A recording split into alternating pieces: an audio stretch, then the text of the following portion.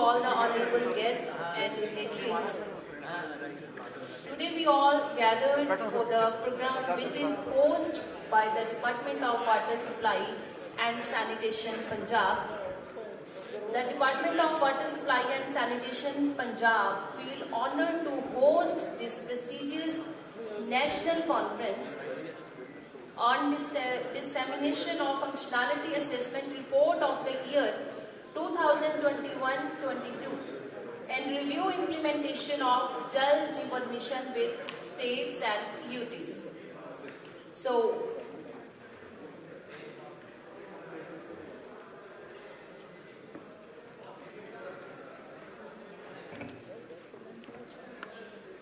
our chief guest, we are blessed to have our chief guest, respected ma'am, Mrs. Vini Mahajan, Secretary DDWS Government of India, is present among us within a minute. She is coming and now we are starting formal program. Yes, please give them a big hand. We are blessed to have our chief guest, respected ma'am, Mrs. Vini Mahajan, Secretary DDWS Government of India, is present among us. So welcome ma'am, welcome. So please give them a big hand because she's our chief guest, and a warm and pleasant good afternoon to all of you, and I welcome to all the honorable guests and dignitaries.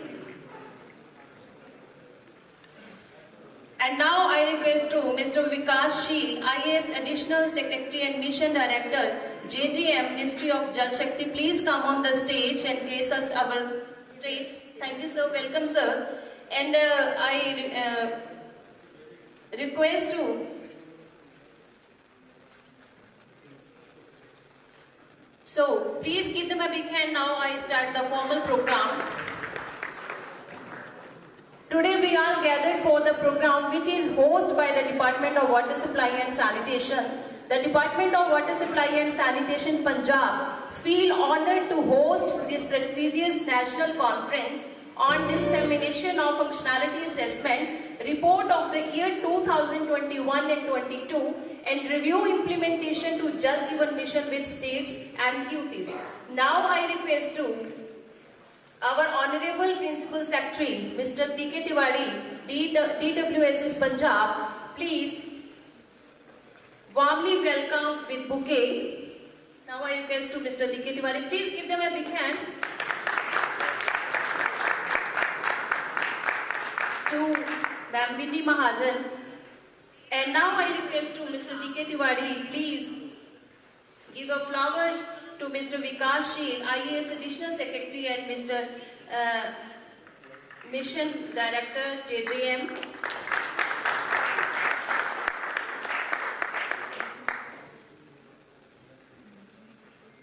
Lamp lighting, a light fade away darkness.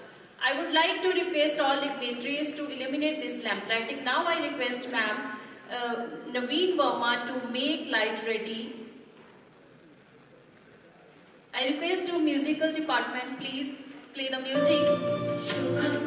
First of all, I request to Ma'am Vini Mahajan, please illuminate the lamp.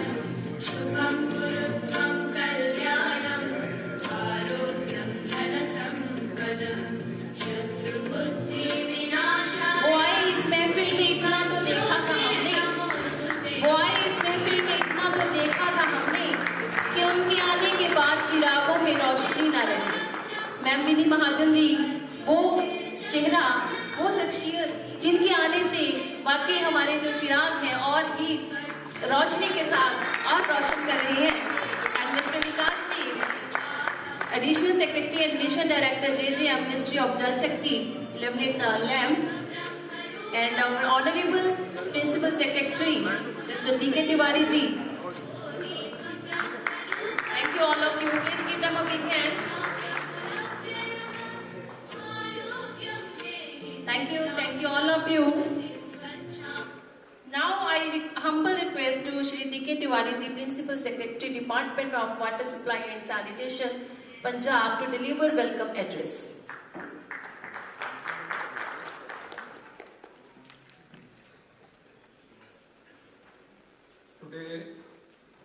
on this occasion of National Conference,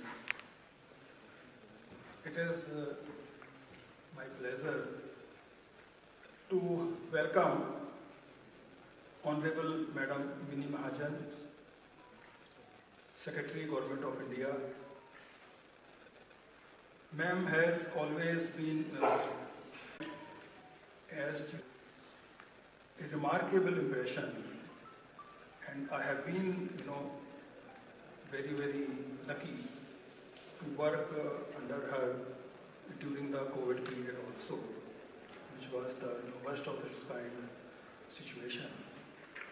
And it gives me immense pleasure that Punjab has been given a chance to organize this national conference here. I also welcome Mr. Vikashi, Additional Secretary come MD. He happens to be my batchmate, and always he has been very, very helpful and kind wherever I have been a chance to interact with him. Earlier also he was in health department, and he was always forthcoming in helping all of us.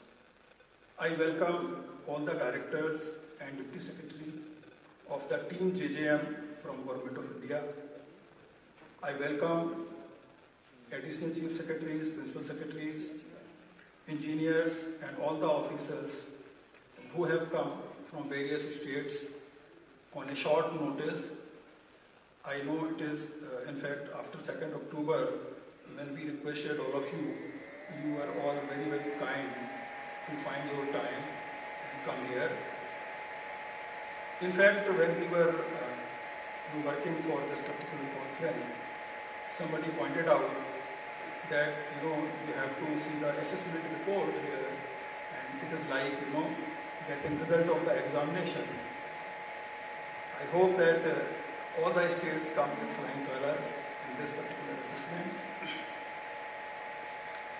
Then, as I was thinking that water sector is very, very important, particularly in the context of Punjab, which is basically land of 5 rivers. And here in Gurbani also, we say that Pavan Guru, Pani Pita, Mata Dhar Mahak. So, lot of importance in Punjab is being given in water conservation and water purification and water related improvements.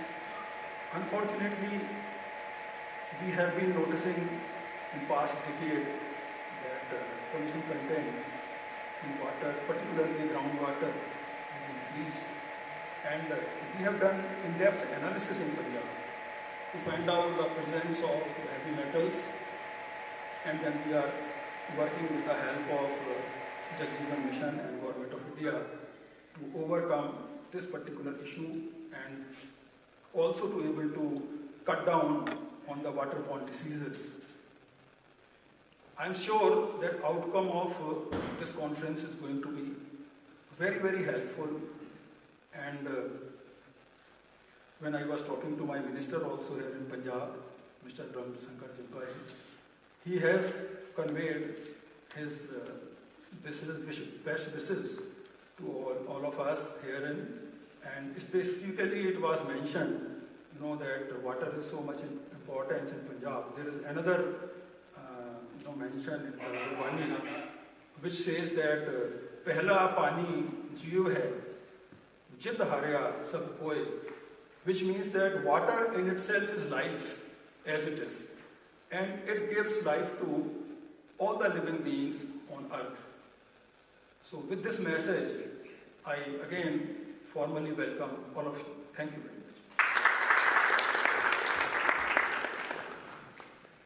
Thank you so much, sir. Now I humble request to Mr. Vikashi, Additional Secretary and Mission Director, Jal Jeevan Mission, Ministry of Jal Shakti, Government of India, to deliver inaugural address, please.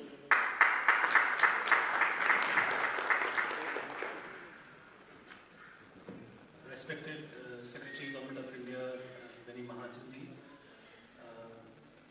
Shri D.K. Tiwari, Principal Secretary, PHD, Punjab, Additional Chief Secretaries, Principal Secretaries and Secretaries from various states, senior officers, mission directors, engineers from all the states, and all my team members, ladies and gentlemen. My task is really made simplified by DK.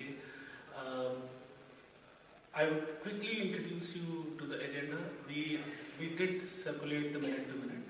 We have also shared the presentations on various themes, except for one that is on the Jal Jeevan Sarvekshan 2023. So during the course of the next 3.5-4 hours, we will be discussing the findings of the functionality assessment report of 2022. We will be presenting the framework of the next round of functionality assessment and the Jal Jeevan Sarvekshan and the Jal Jeevan Awards, which is something new that we would like to introduce. And during the course of the discussions, we would like feedback from the states on the structure, etc. We will be reviewing the performance so far. If there are any issues, we will be interested in hearing those issues and to the extent possible solving them here, or keep track of such issues which need to be addressed. We would also be briefly touching upon the Swachh Jal Se Suraksha campaign, for which the instructions have recently been issued. It's a campaign which focuses on water quality starting from the 2nd of October till 26th of January. So what are the specifics of that campaign, and if there are any suggestions, feedback, or if any state has already made certain preparations, we will be interested in hearing about that. We would, towards the end, would also like to remind the states about certain issues and references that we have written to the states. For example, the initiative on taking engineering students as interns to fulfill the gaps in availability of technical HR. And there are a few others which we will briefly mention towards the end. I would like to thank on behalf of the Ministry of Punjab and the whole team of the Punjab PhD department for hosting us, and we look forward to fruitful and meaningful discussions. Thank you so much.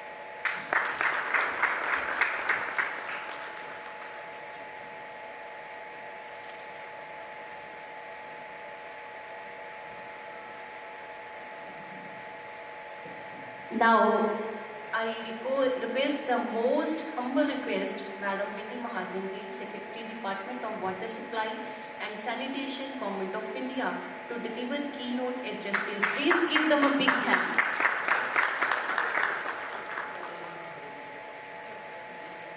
Friends, we met many of you last on the 2nd of October in Vigyan Bhavan. Before that, in physical meeting in Bhubaneswar, many of you were there, and we keep meeting you on VC, so it feels like we are interacting with you very frequently, and I hope you're not bored of seeing us.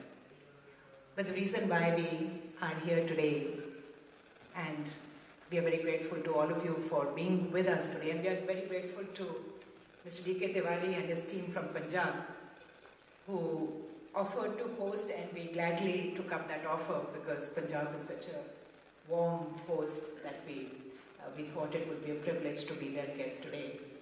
But the reason why we are here today, as you already know, first and foremost, we are at a very critical stage of the mission.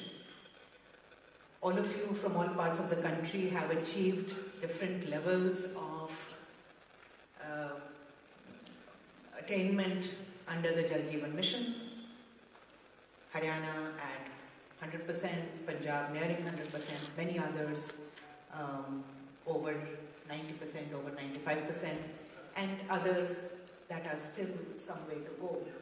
But whether it is a state which is completed or close to meeting the FHTC requirement, or a state which still has some way to go, there is still a lot of work left for all of us, and you know that better than anyone else.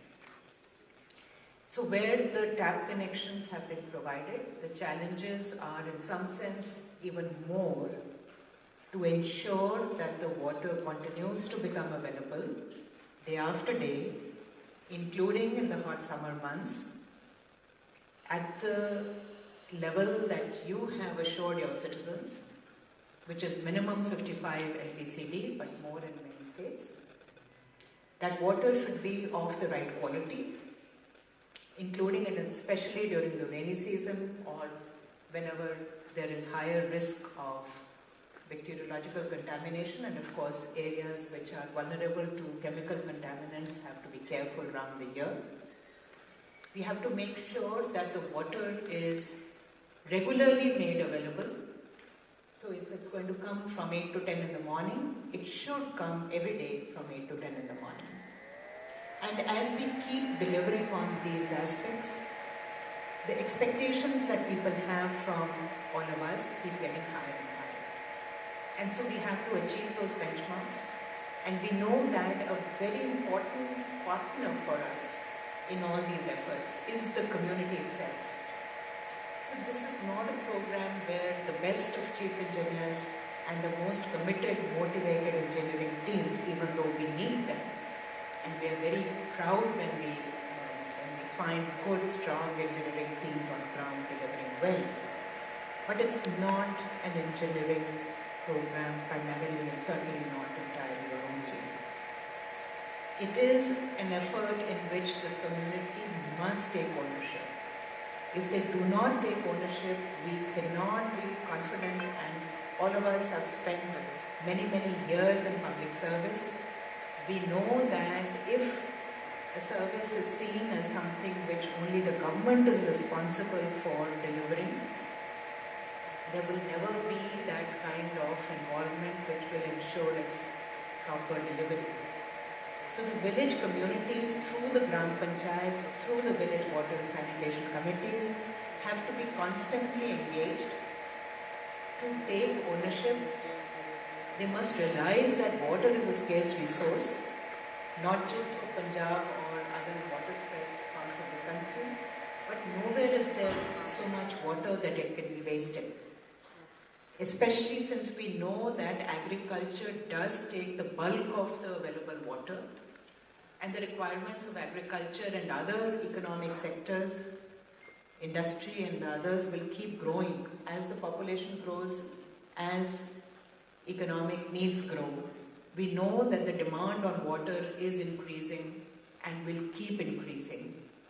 So we have to engage the communities if we want to make sure that there is enough priority given to drinking water, that at least the minimum standards that we want to achieve on drinking water are attained.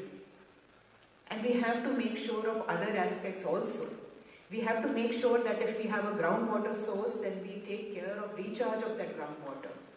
Especially during the monsoons, the rainy season everywhere, we must make sure that we are able to safely recharge our groundwater sources. We must make sure that we are able to take care of our wastewater. So you all know the concept of grey water and its management. And the PhDs and the engineers who are part of Jal Jeevan Mission must equally take ownership of and look at how the grey water is being managed in their villages. Is it appropriate to have household level soak pits? If it is, then are those household level soak pits getting made? And are they being made properly? And you know for that there are funds available, though not under JJM. There are funds, however, adequately, more than adequately available under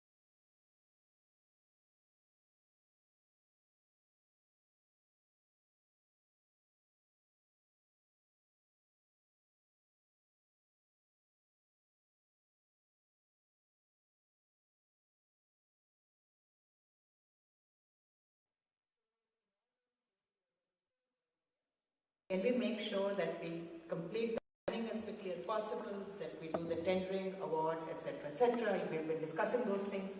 We will discuss them again today. And in doing that, can we more actively use not just our own department, but also other administrative institutions, most importantly the collectors and the district machinery? Can we make sure that the district collectors and other officers at the district and below levels are fully involved? In many places, in many states, you have delegated powers to them. Can you make sure that those powers are properly utilized? And in any case, they are responsible everywhere for oversight. Can we make sure that they see this as a priority and give it their attention? And the assessment that we have planned going forward, we are wanting to tweak the functionality assessment. You know broadly the results of the last assessment, but we have shared with you, and I hope you all had the occasion to actually see where your own state has reached. There are still gaps, and you would have noticed them, and we want to hear you today and understand from you how you hope to overcome those gaps, so that going forward, all of us are more confident that we are delivering on the ambition of the Jal Jeevan Mission, which is assuring water of the desired quantity, quality, regularity through community participation and ownership, and making sure that we use all the new technologies, new innovations that we can use in the bargain. So with that, and with the request that each one of us needs to not only put in a lot of effort now, going forward, we are through with the monsoons. Many states had issues during flooding, etc. We are done with that. The winter months will be difficult for some states, but mostly this is the time when work can take place at a brisk pace. We hope to see that. We hope to see you engage with as many partners, take other stakeholders along with you. There are institutions like the KRCs, there are sector partners, there are IASs. Please make sure you check out which are the ones that are working in your state, encourage them to do more, which are the ones that are not fully engaged, get them to more actively participate, make sure wherever necessary your rural development Panchayat Raj departments are with you as required, and that you are able to bring together all the threads that are required to be brought together for weaving this tapestry. So with this hope that we will continue to work together. If there's anything that is creating an issue for you vis-a-vis Government of India, we are here to listen to you. But most importantly, when we meet in this format, the idea is to learn from each other. I cannot tell you how much I myself have through my career learned from interacting with peer groups, with people in other states doing well or doing badly. In both cases, there is a learning. So your time here would be well spent if you actively share what you have been able to do and how you did it and what you're proposing to do going forward, so that others from other states, they may be in very different situations, very different circumstances, but they will have some ideas, go back and apply them, and you will similarly be the wealthier for having. We hope that that will help us all move forward better. Thank you so much. Thank you so much. Now I request to Shri D.K. Tiwari Ji, Principal Secretary, Department of the Water Supply and Sanitation, Punjab, present a token of love and affection to Mrs. Vini Mahajan, IAS Secretary. Okay. Please kindly switch off your phones.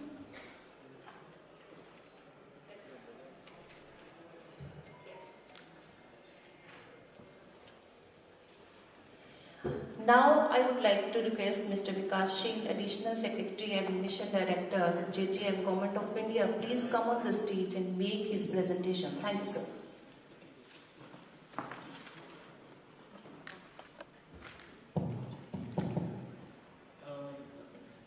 Thank you. Though we had circulated in the minute-to-minute that we will be first presenting the findings of the functionality assessment report, but with ma'am's permission, I think taking the cue from what ma'am just said, delivering on the mission targets being the top priority. I believe it's just apt that we start with the review. So we will be, I'll be making a very short presentation, and then we'll be hearing from the states in terms of if there are any challenges, and we would like to have some commitments about firm timelines by which various things can be done.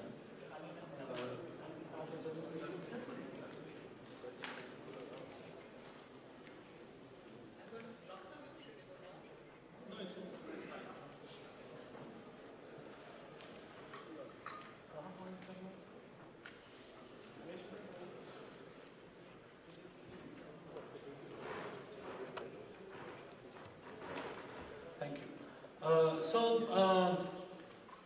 Coming directly to the points that we would like to flag. So there are 16 states where all the approvals have been done. And these are states where the progress also is good. In some states where progress is just picking up. But there's something that we've noticed in the IMIS, and that is that though the approvals have been awarded by the SLSSC or the DWSM, but the approvals are not fully reflected on the IMIS. So that basically leads to a limitation on us being able to monitor the schemes, track the schemes, track the progress. It also, puts a limitation at the state level, at the district level. So our first request is that for these 16 states, please review and make sure that all the schemes that have been approved by the SLSSC or the DWSM are reflected appropriately on the IMIS. So that from the IMIS, when we take out the report, the number of approved FHTCs should equal the number of households in the state. So we've also mentioned what is the gap. So if there are any challenges in this, we would like to understand those challenges. Otherwise, this is something where we believe that if one intense review is done at the state level with clear directions to the districts, the users who are supposed to enter this data, this can be done fairly quickly. So this is the first. Does anyone want to say anything about this? Why is there such a gap in 16 states between IMI's entry and the approvals done? Is there a problem, or is it just that attention couldn't be given?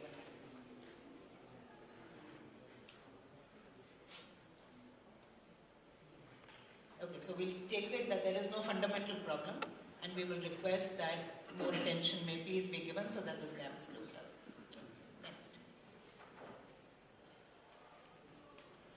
Now coming to this 12 states where the approvals are still pending. As you may recall, we had requested the states, and we reviewed right from the Bhubaneswar workshop that we must try and make sure that by 30th of September we must accord all the approvals.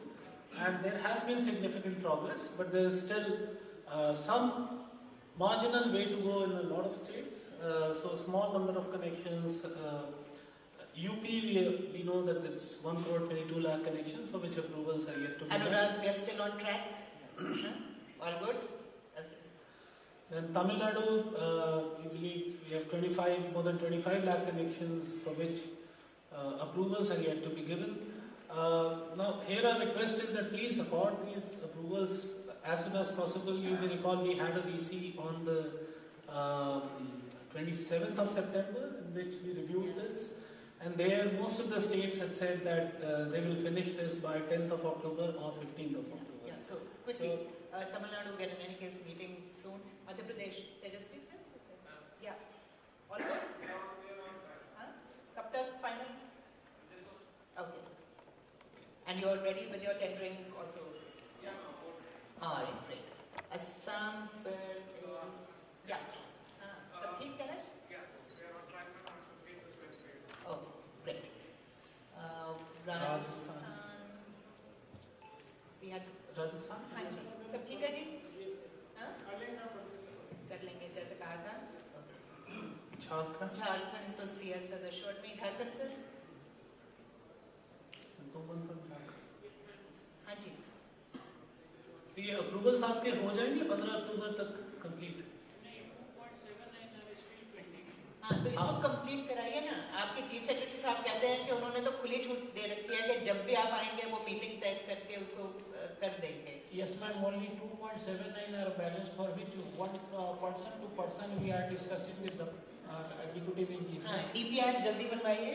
By within 10 days they will be ready. Within 10 days DPRs will be ready. Yes. तुरंत उसके बाद Approval will be done. Time लेके meeting का करवा दीजिए इसका। Good. Yes. Maharashtra. We have scheduled our meeting on coming 14th. At that time, we are hoping to take. सारा हो जाएगा तब तक? Yes, ma'am. Good. West Bengal also there is some margin. आपका तो ठीक है, वाईडी वाला सब हो गया था?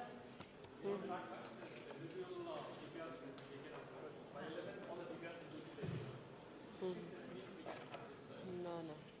We are on track. On track 16-17 को आप सारा सॉर्ट आउट करा। Good. Chhattisgarh. जी। Next week हो जाएगा। Then Karnataka. I think couldn't join? Flight issues. Yes. But all on track? Yes, ma'am. We are all on track, ma'am. We have some issues with the DPR preparations, ma'am. That's why we are a little bit delayed. By 23rd, last week of this month, we will complete, ma'am. Within this month will be done. Your tenders would be floated. Tenders is a problem, ma'am. So we are floating the tenders. First call they are not coming. Second call we are trying. That is the issue, ma'am. But planning 100% we will complete in this month. Chalo, float your tenders. Yes, then, ma'am. Yes, ma'am. Yeah. Yes, ma'am. Arunachal. Arunachal, I don't think we have. I think they had a. Meghalaya. Yeah. We tried completing the roles by before the end of this month. Some issues with the DPR we are recasting them. So I think within a week's time we'll be able to redo the high cost DPRs. Right. And then hopefully conditional approval is there.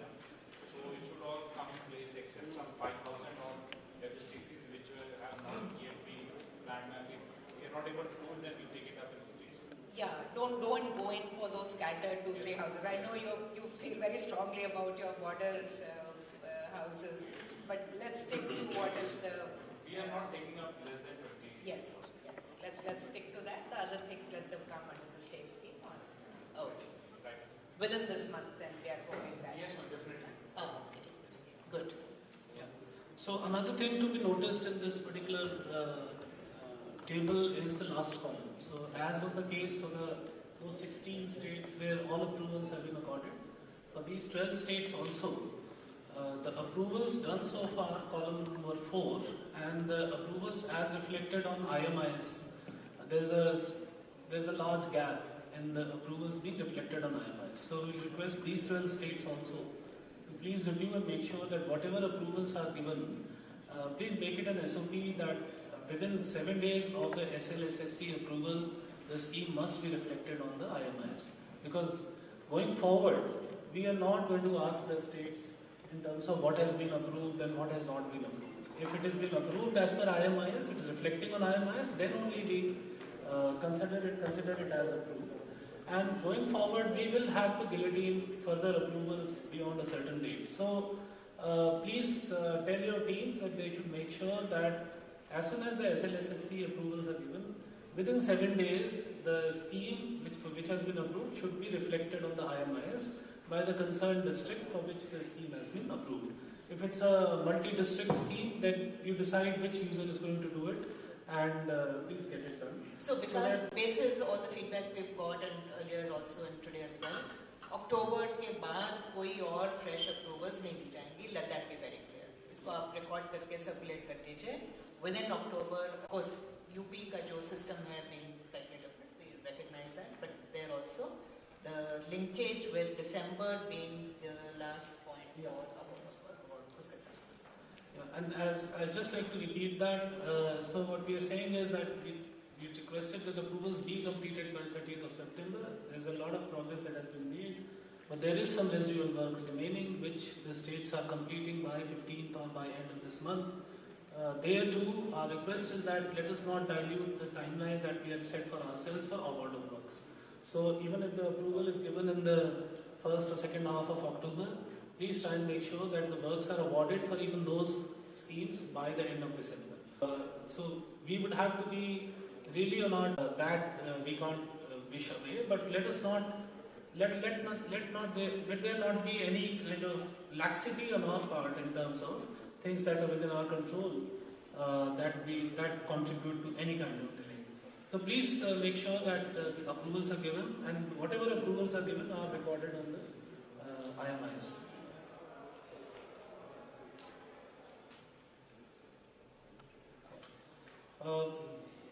In terms of pendency at the tender stage, now this is taken from the IMIs, and this currently reflects only the schemes which are reflected on the IMIs.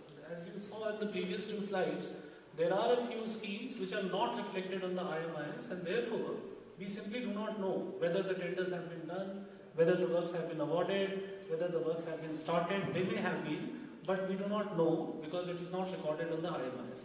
Now, whatever is recorded on the IMIs, out of that, you can see state-wise in the table, there are a few schemes where approvals have been given, but tenders are yet to be invited, and this is a significant number in many states. Then there are schemes where tenders have been issued, but tenders have not yet been finalized and the work orders have not been issued. And where the work orders have been issued, but the works have not yet started. So these are three stages that come out of the IMIs, and we generally make an assessment in terms of whether things are moving forward or not. And that's why we are again repeating that please make sure that the schemes are entered on the IMIs, and your district users do update the status of the scheme as soon as the status changes. So if the tender is called, they must update that the tender has been issued. If the tender is opened, it's finalized, work order is issued, they must record on the IMIs that the work order has been issued. If the work has started, they must update the status the work has started. Then they should record progress, they should also record financial progress, and then close the scheme, and so that you at the state level and even the district collector at the district level is able to monitor and find out where are the schemes where we are, where there are delays, and then to understand the causes of those delays and to address them. Does anyone want to say anything? Any issue on the points reflected here? Maybe you could go to the next lot of Yeah, so all this we need to go next page away by December.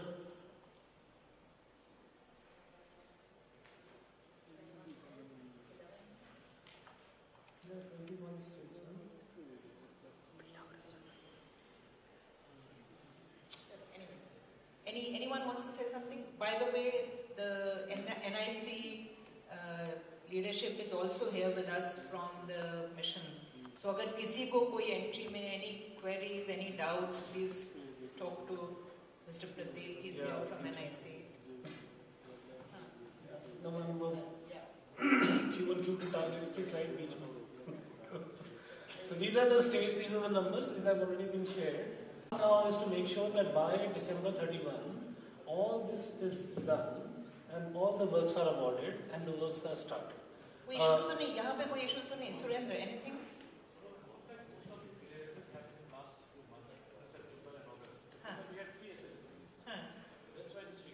पर tender तो साथ के साथ issue हो जाना चाहिए ना. We expect कि DPR बना होगा जब आप SLSSC में लाए हैं. Or no serious problem with Rajasthan.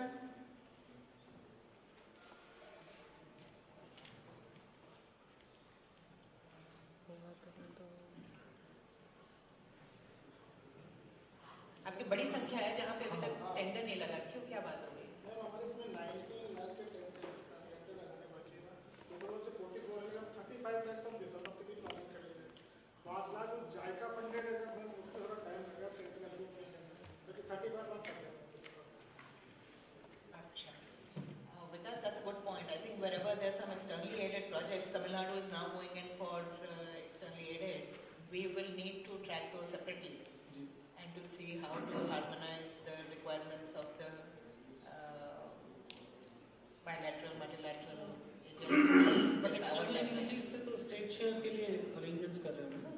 जायका से आप स्टेट शेयर का अरेंजमेंट कर रहे हैं. सर, टेंडर्स में वगैरह वहीं से अप्रूव क्या कर रहे होंगे, they would be doing their oversight. So I think we should separately make a note of this and review If you need to deploy a dedicated TMU for this to speed up the things, please do so. And if you need any intervention, अगर उन agencies में थोड़ा सा हमको कहने की जरूरत है कि वो तेजी ले आएं through DA or otherwise, let us know if we can help in any way. अगर गवर्नमेंट ऑफ इंडिया की कोई इंटरवेंशन से आपकी वर्ल्ड बैंक, जायका, ADB कुछ और फंडेड प्रोजेक्ट्स में कुछ तेजी लाने की जरूरत हो तो हमें जरूर बता दें. Ma'am, so this is the request that please review and make sure that these numbers do reduce over a period of time. Now coming to the performance so far in this year against the targets as an end of Q2.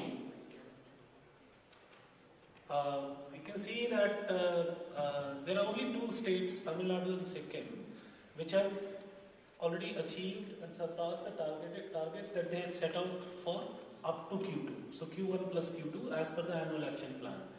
Rest of the other states, there are some states where there is good progress, like Karnataka is at 87%, Odisha is at 68%, and there are lots of states which are at least above 50%.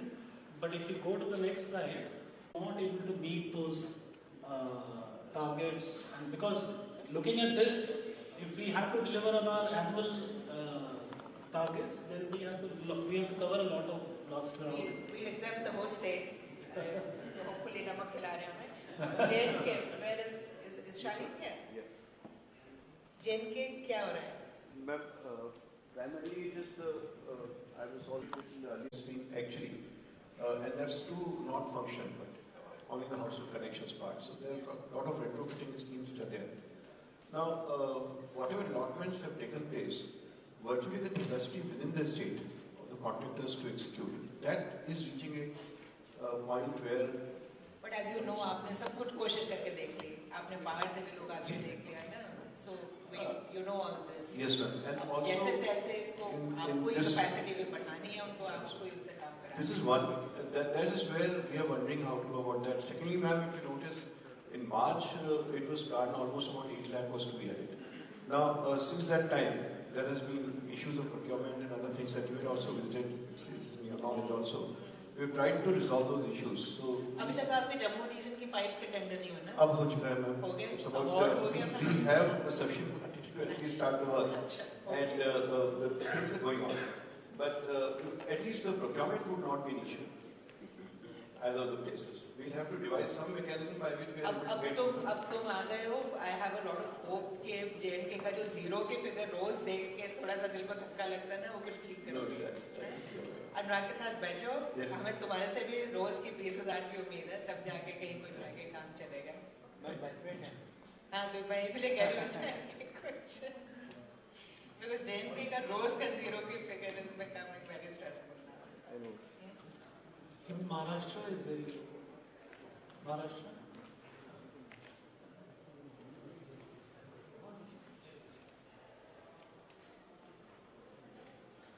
So, Maharashtra also, ma'am, we have been struggling to give FSTCs on the planned day-to-day basis, ma'am. I mean, you are also aware, ma'am, initial years of the scheme, ma'am, Maharashtra had gone ahead with lots of connections to each and every household in the villages, simply because there was a large penetration of pipe water schemes in Maharashtra. So because of that, so first 2 years we were in a very good position, but now whatever FSTCs have to come, they will have to be given only after when the pipe water scheme has been upgraded to the Jal Jeevan Mission standards and those works are completed, then the FSTCs would be coming in for Maharashtra. JM, we have no problem with that. Yes, ma'am. A lot of states have given private connections. अभी तमिलनाडु ने पीछे मेरे ख्याल से एक ही दिन में 1.5 लाख कुछ कर दिए थे. So as long as people are getting potable water of the required quantity and suitable. Right, ma'am. But in case of Maharashtra, ma'am, we saw that the trend of reporting private connections vis-a-vis in proportion to the connections which are coming to the schemes is very large. So that has to be. Pressure मत डालिए. Yes, ma'am. And secondly, ma'am, since now our tenders are in place, ma'am, almost 75%, 3/4 of the works have been tendered now, ma'am, and half the work orders have been given out in Maharashtra, ma'am. I think now from quarter 3 and quarter 4, ma'am, we will be having very good handsome progress in Maharashtra, ma'am, because we don't want to give out connections without upgrading the capacity of the schemes, which we did in the earlier 2 years of the scheme. Right now we are now planning to complete the works, start them by October end or by latest by November, all the works to be started, and then focus on FSTCs. We will wait till November, like in November, definitely we will show good progress in Maharashtra. Tripura is also a little slow. Tripura. Were the northeastern states able to join? Full target. Will you be able to achieve it? By March 23? By March. Actually, madam, FSTC will be completed by March 2023. The main problem is the power connection. Already we have placed the fund to the electricity department for providing transformer, etc. But from power department there is some problem. Okay. That's the main issue for the state of Tripura. But anyhow, we are trying to complete all the FSTCs by March 2023. Let's just make it a point to speak with the CM. Aren't you making? Chief You need to take it up. And if this issue is there in any other state where you would like us to take it up with the state government, there are only 2,000 households left. वो भी uranium के चलते वो नहीं हो पा रहे हैं. Otherwise, अरे बाकी आपका सारा काम हो चुका है. No problem. सिर्फ गुजरात आपको ओवरटेक करने लगा है. तो गुजरात से, where is Gujarat? So hopefully everything is on track, and we are hoping to see next month you're going to. Yes, ma'am. Probably in the next 10-12 days we'll be able to complete it. Yeah, but we'll also expect to see all certifications completed. Right, ma'am. We are not anymore. We've burnt our fingers in the past.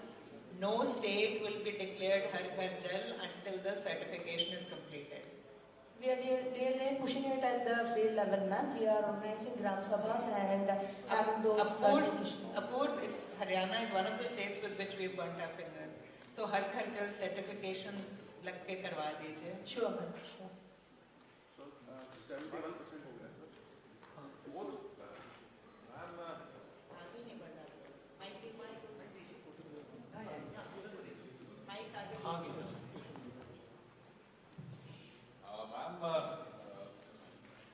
there is some problem in uploading the film. So we have done it all And there are not 5. In fact, I'm very happy we don't figure in any of the lists.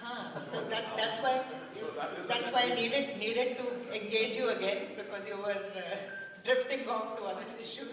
Certification. I was surprised, ma'am. I was just noticing the Anganwadi in schools. We have done 100% of the schools and 96% of the Anganwadis. अभी आपको But it is showing 83 and 78. वही I was only talking about. हाँ, वो functionality It was assessment. work related. अभी आते हैं उस पे functionality assessment. Meghalaya? Meghalaya already.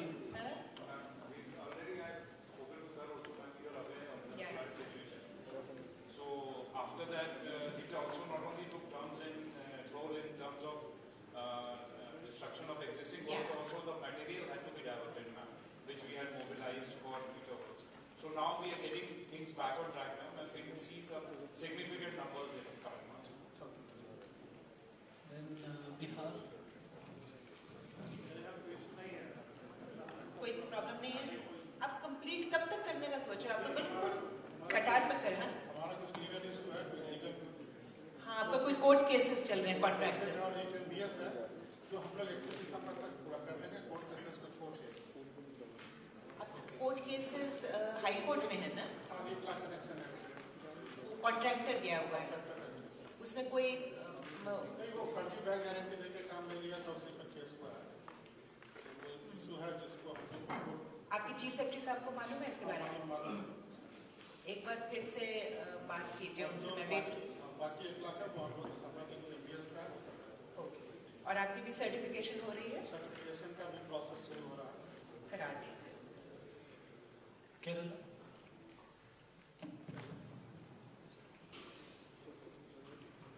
Madam, coming months more progress will come because we are retrofitting. We was doing previously we are doing retrofitting. Now we wanted to construct major schemes, so that delay is there, and also some permission from National Highway, railways are there. Now Government of India is helping us to resolve that issue. So the coming months, the progress will be more. And is your land acquisition done? Yeah, land acquisition now the district collectors are involved, Yes. madam. Frequently, every month one meeting is conducting by our managing director, chief secretary, and also the chairman, secretary of water resources and MD. So that will get good progress. Okay. By the way, since he's raised the point of clearances, I hope all states know that wherever you are facing a problem with any central agency, which is basically NHAI, MOEFC, which have uploaded their issues on clearances on Monday, and Surendra, thanks for pointing out, आपकी वजह से हमने कल की meeting Monday पे shift करी है. So please do review yourself. आपके कई बारी nodal officers करते हैं, वो कितना ध्यान दे रहे हैं, कितने नहीं. At least हमारे जो nodal officer हैं, वो ये कहते हैं कि state से उनको पूरा response नहीं मिल रहा. Now this intervention is being done only and only for you. And in fact, on the suggestion of some of you, we even extended it not just to JJM water projects, but even others that you are doing under state schemes or under centrally assisted, right? So make sure that you stay. Try and see if you can make up for the lost time of the flood season. Immediately, ma'am, in the months of October and November, there will be reasonable actual catch-up will happen in December. Oh, good. So, ma'am, I think...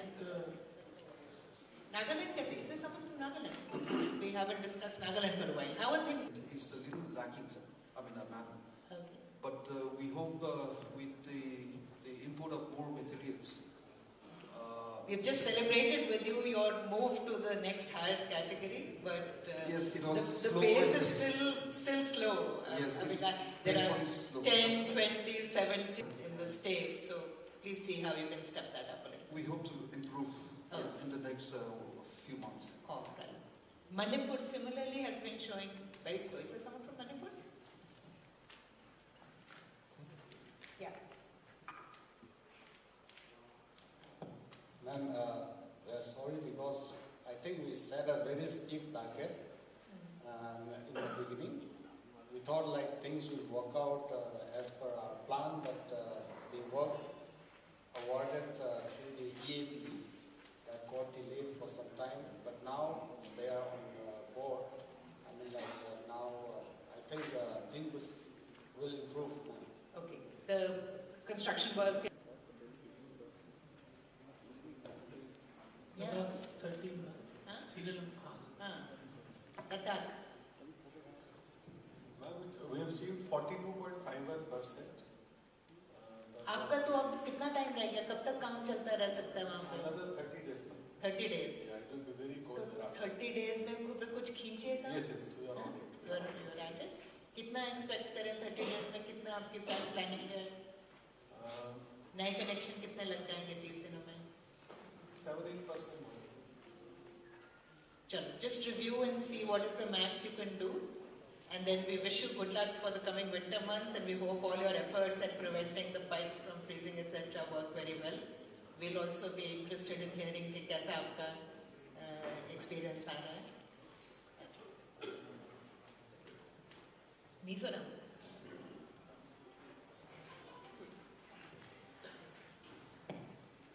Do we have Mizoram? Yeah, ma'am. Yeah. Yes. Yeah, yes. The monsoon has started late in Mizoram also here. So the work is in progress. We will be completing by December, the end of this month. By the end of October itself, they should start. Oh. Right. And Sikkim?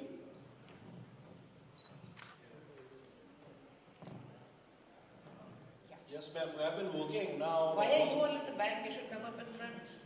Okay, but anyway, badai. Yes, ma'am. We have been working, and now monsoons are almost over. So now we really pick up the pace. We expect to. All schemes are now back to construction is now back. Okay, good. Sikkim, आपने जो Q1 और Q2 का target रखा ना, that was only 10% of your annual target. So आपका हो गया है. respect what we have also agreed. jump कर जाएंगे into the 20% plus category. पर हमारी ये भी फिगर इस समय 14 के आसपास में बढ़ गई है और हमारी पर आपने ज़्यादा उम्मीद हमें दिलाई है। हाँ मैम आपकी उम्मीद आ गई है। इसमें मैम हमारा जो टारगेट है हमने फर्स्ट क्वार्टर में तो मैम एक्चुअली फर्स्ट क्वार्टर में मैम हमारी प्रोग्रेस नहीं थी, केवल एक क्वार्टर की प्रोग्रेस है। तो आप जानते हैं एक क्वार्टर में हमने करीब 14 लाख अगले क्वार्टर में जैसे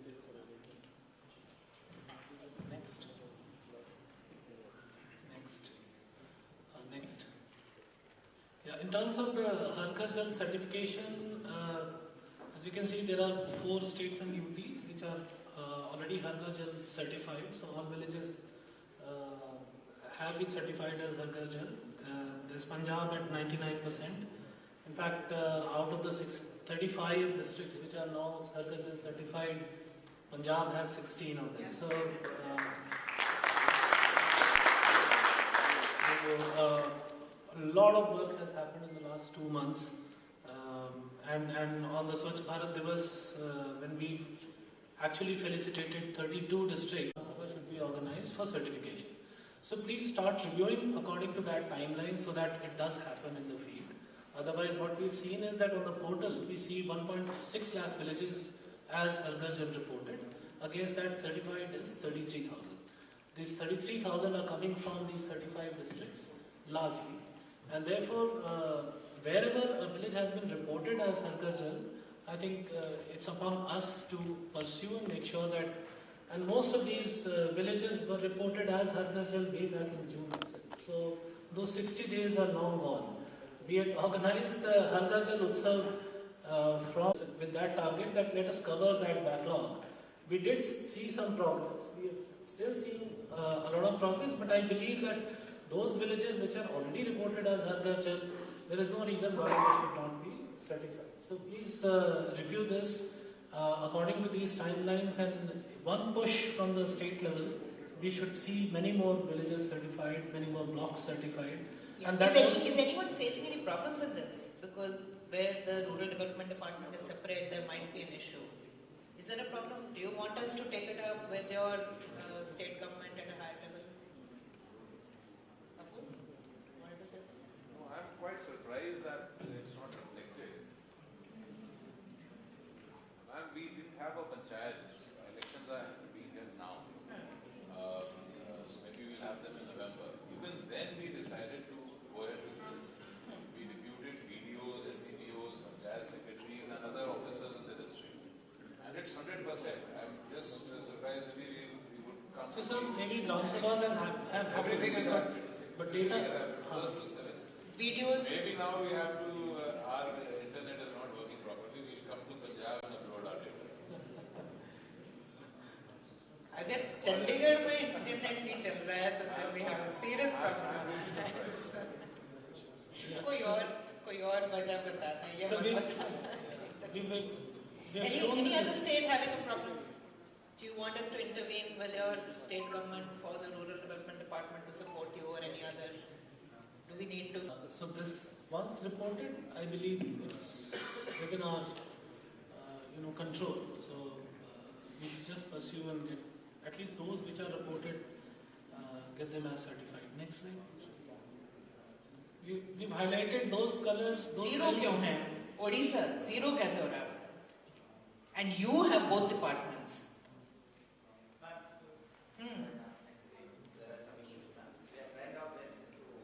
Start the process, ma'am. We will start it. What is the issue? Ma'am, I'll tell you separately. Okay. Who else is on the? Bihar is zero. Bihar, they're saying that they're starting. अब आप शुरू कर रहे हो ना इसका? करिए शुरू. करिए, आप कराइए. जितना भी है हर घर जल उसको चेक करिए. अगर वाकई में है तो सर्टिफाई कराइए. Like this 1,118 villages, sir. अगर नहीं है तो उसको करा दीजिए. उत्तराखंड, नितेश का? Uttarakhand?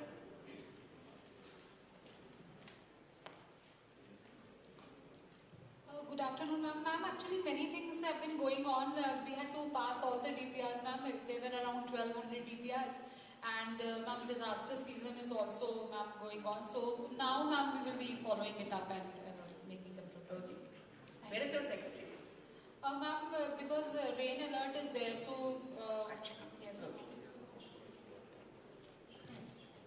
So in many of the states it's less than 10%.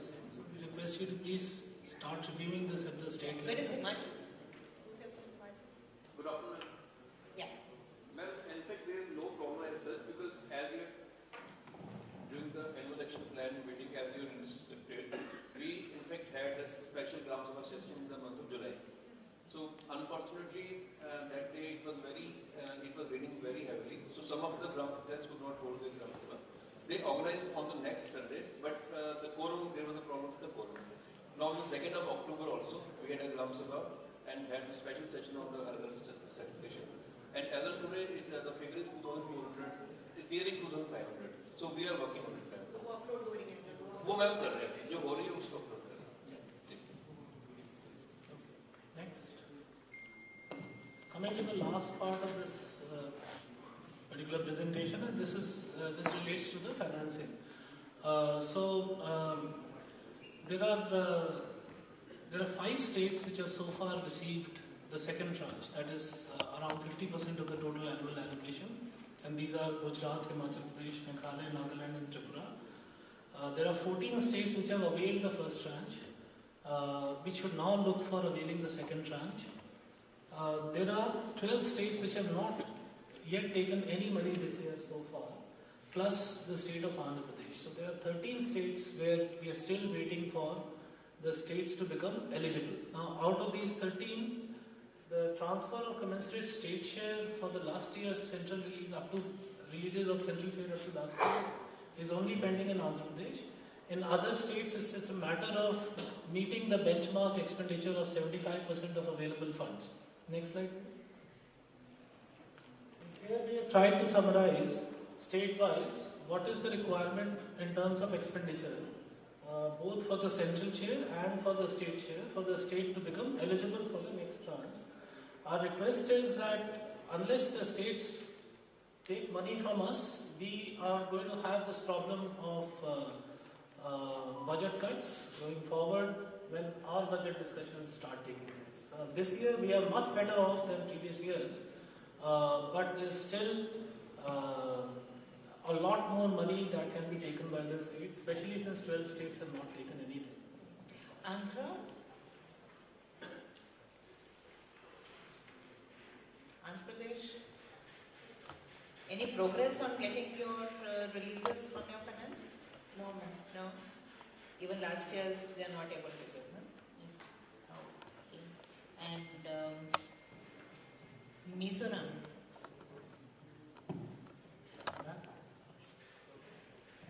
Go to previous slide. That's states. Previous slide. Previous. Yes, states share of 15 crore is Next slide. Next slide. Due state share of first tranche not yet transferred. Are you hopeful of getting? Sorry, come again. It has been already released, but it is still stuck up in the treasury. Yeah, so release has to happen from treasury. No? What is the issue? State is in some problem now.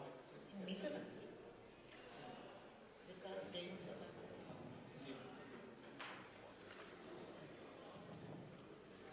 Next. Summarizing all this, again, we would request that please ensure that all approvals that have already been accorded are recorded in the IMIS, preferably by the 20th of October, so that schemes which are approved in this month. Agricultural certification usually is just by way of a reminder that as soon as a village is reported, and this will be issued in the month of July. So prior to that, there was no such benchmark. In the month of July, we issued this benchmark that as soon as it is reported, preferably within 60 days, a Gram Sabha should be organized. So please take a look at whatever villages are reported. If the Gram Sabhas have been conducted, please get the required documents uploaded on the portal. If there is any issue in uploads, etc., please get in touch with us. We will try and sort it out and make it smooth. I believe that the portal is working because we've seen significant progress from all states, including Haryana. Haryana now has 5 Har Ghar Jal certified districts. Gujarat has 3, Punjab has 16, and there's one from Madhya Pradesh and various other Har Ghar Jal certified states. Yeah, and we've simplified the process. एक दो certificates हमने उसमें से हटा भी दिए हैं और सर्वर स्पीड्स वगैरह भी बहुत इम्प्रूव किए हैं. जो NIC के सर्वर पहले प्रॉब्लम थी because those servers were not NIC servers. Now they are high speed servers. जो हमारा IAS का सर्वर है उसके equivalent back-end infrastructure भी arrange किया है. And finally, in terms of finance, please try and avail your next tranche by 31st of October so that we are all comfortably placed in terms of making sure that we do preserve all the budget that we have got this year. Thank you. Ma'am, we are waiting, willing and wanting you to release the first tranche. Yes, Haryana. 16 crores. We were in italics.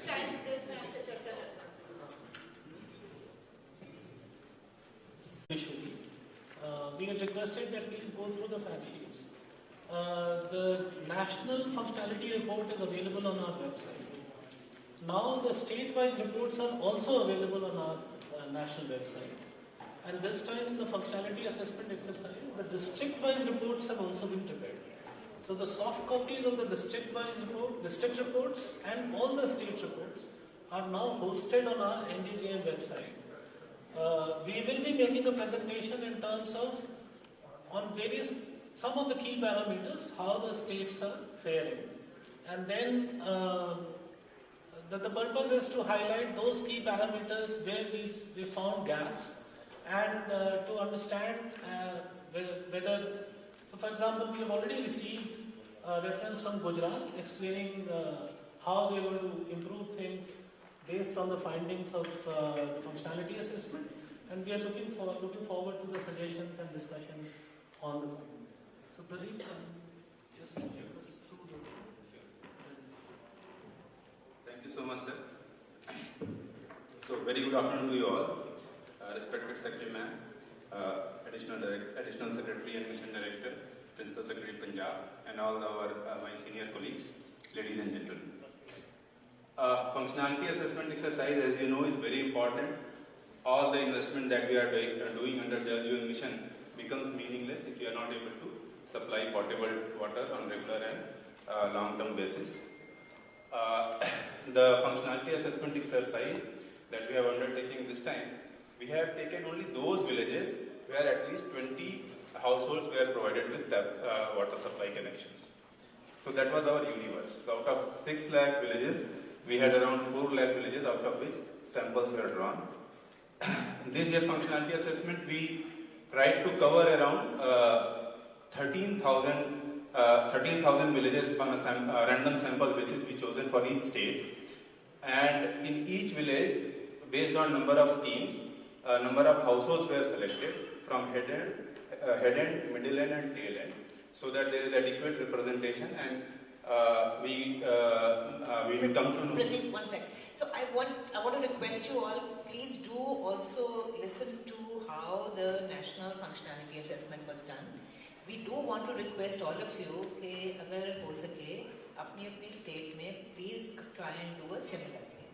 This is just a tool for finding out actually what is the situation on ground. So just as the National Jal Jeevan Mission has done this on a random sampling basis, you can also engage an agency. I'm sure Pradeep and his team will be happy to share with you the documents, etc., which you can readily use. तो अगर हो सके तो अपनी state में भी एक अपना functionality assessment करा लीजिए. It will give you good information to act on. And this is not a fault finding exercise. So इसको please, जैसे he's just pointed out, सब गांव तो ये ही नहीं. Only those villages where you reported, where the states and UTs reported that there is a pipe water scheme. तो pipe water supply scheme जहाँ है वही गांव लिए, जहाँ पे बताया गया कि वो pipe water scheme में कम से कम 20 घरों को पानी मिल रहा है, सिर्फ वही है, not in just के पकड़ने के लिए किसी को weak link को नहीं पकड़ा, only the reportedly strong areas were taken. So please don't see this as any effort by Government of India or the National Mission to show anyone in a bad light. We are all, if there is any weakness, it reflects on each one of us in this room. It's not as though it comes on me and not on you or vice versa. So we are all in this together. We are all trying to find out kahan gaps hain. Abhi time. So we chose from our IMIS on random basis, and the samples were drawn which are significant at the district level. So for each district, almost at least 300 to between 150 to 400 households were selected, and villages range from say around 12 to 18 villages were chosen from each district.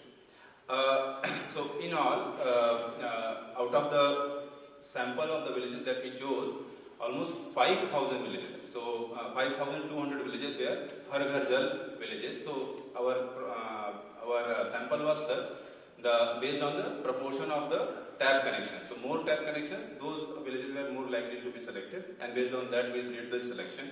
And our team then visited states were informed well in advance, and household questionnaires were taken where beneficiary was asked certain questions.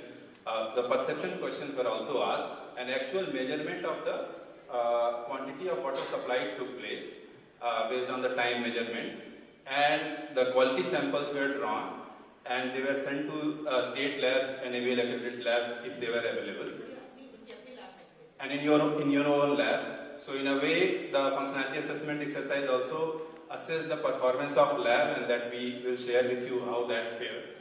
And we asked the beneficiary about the regularity of water supply.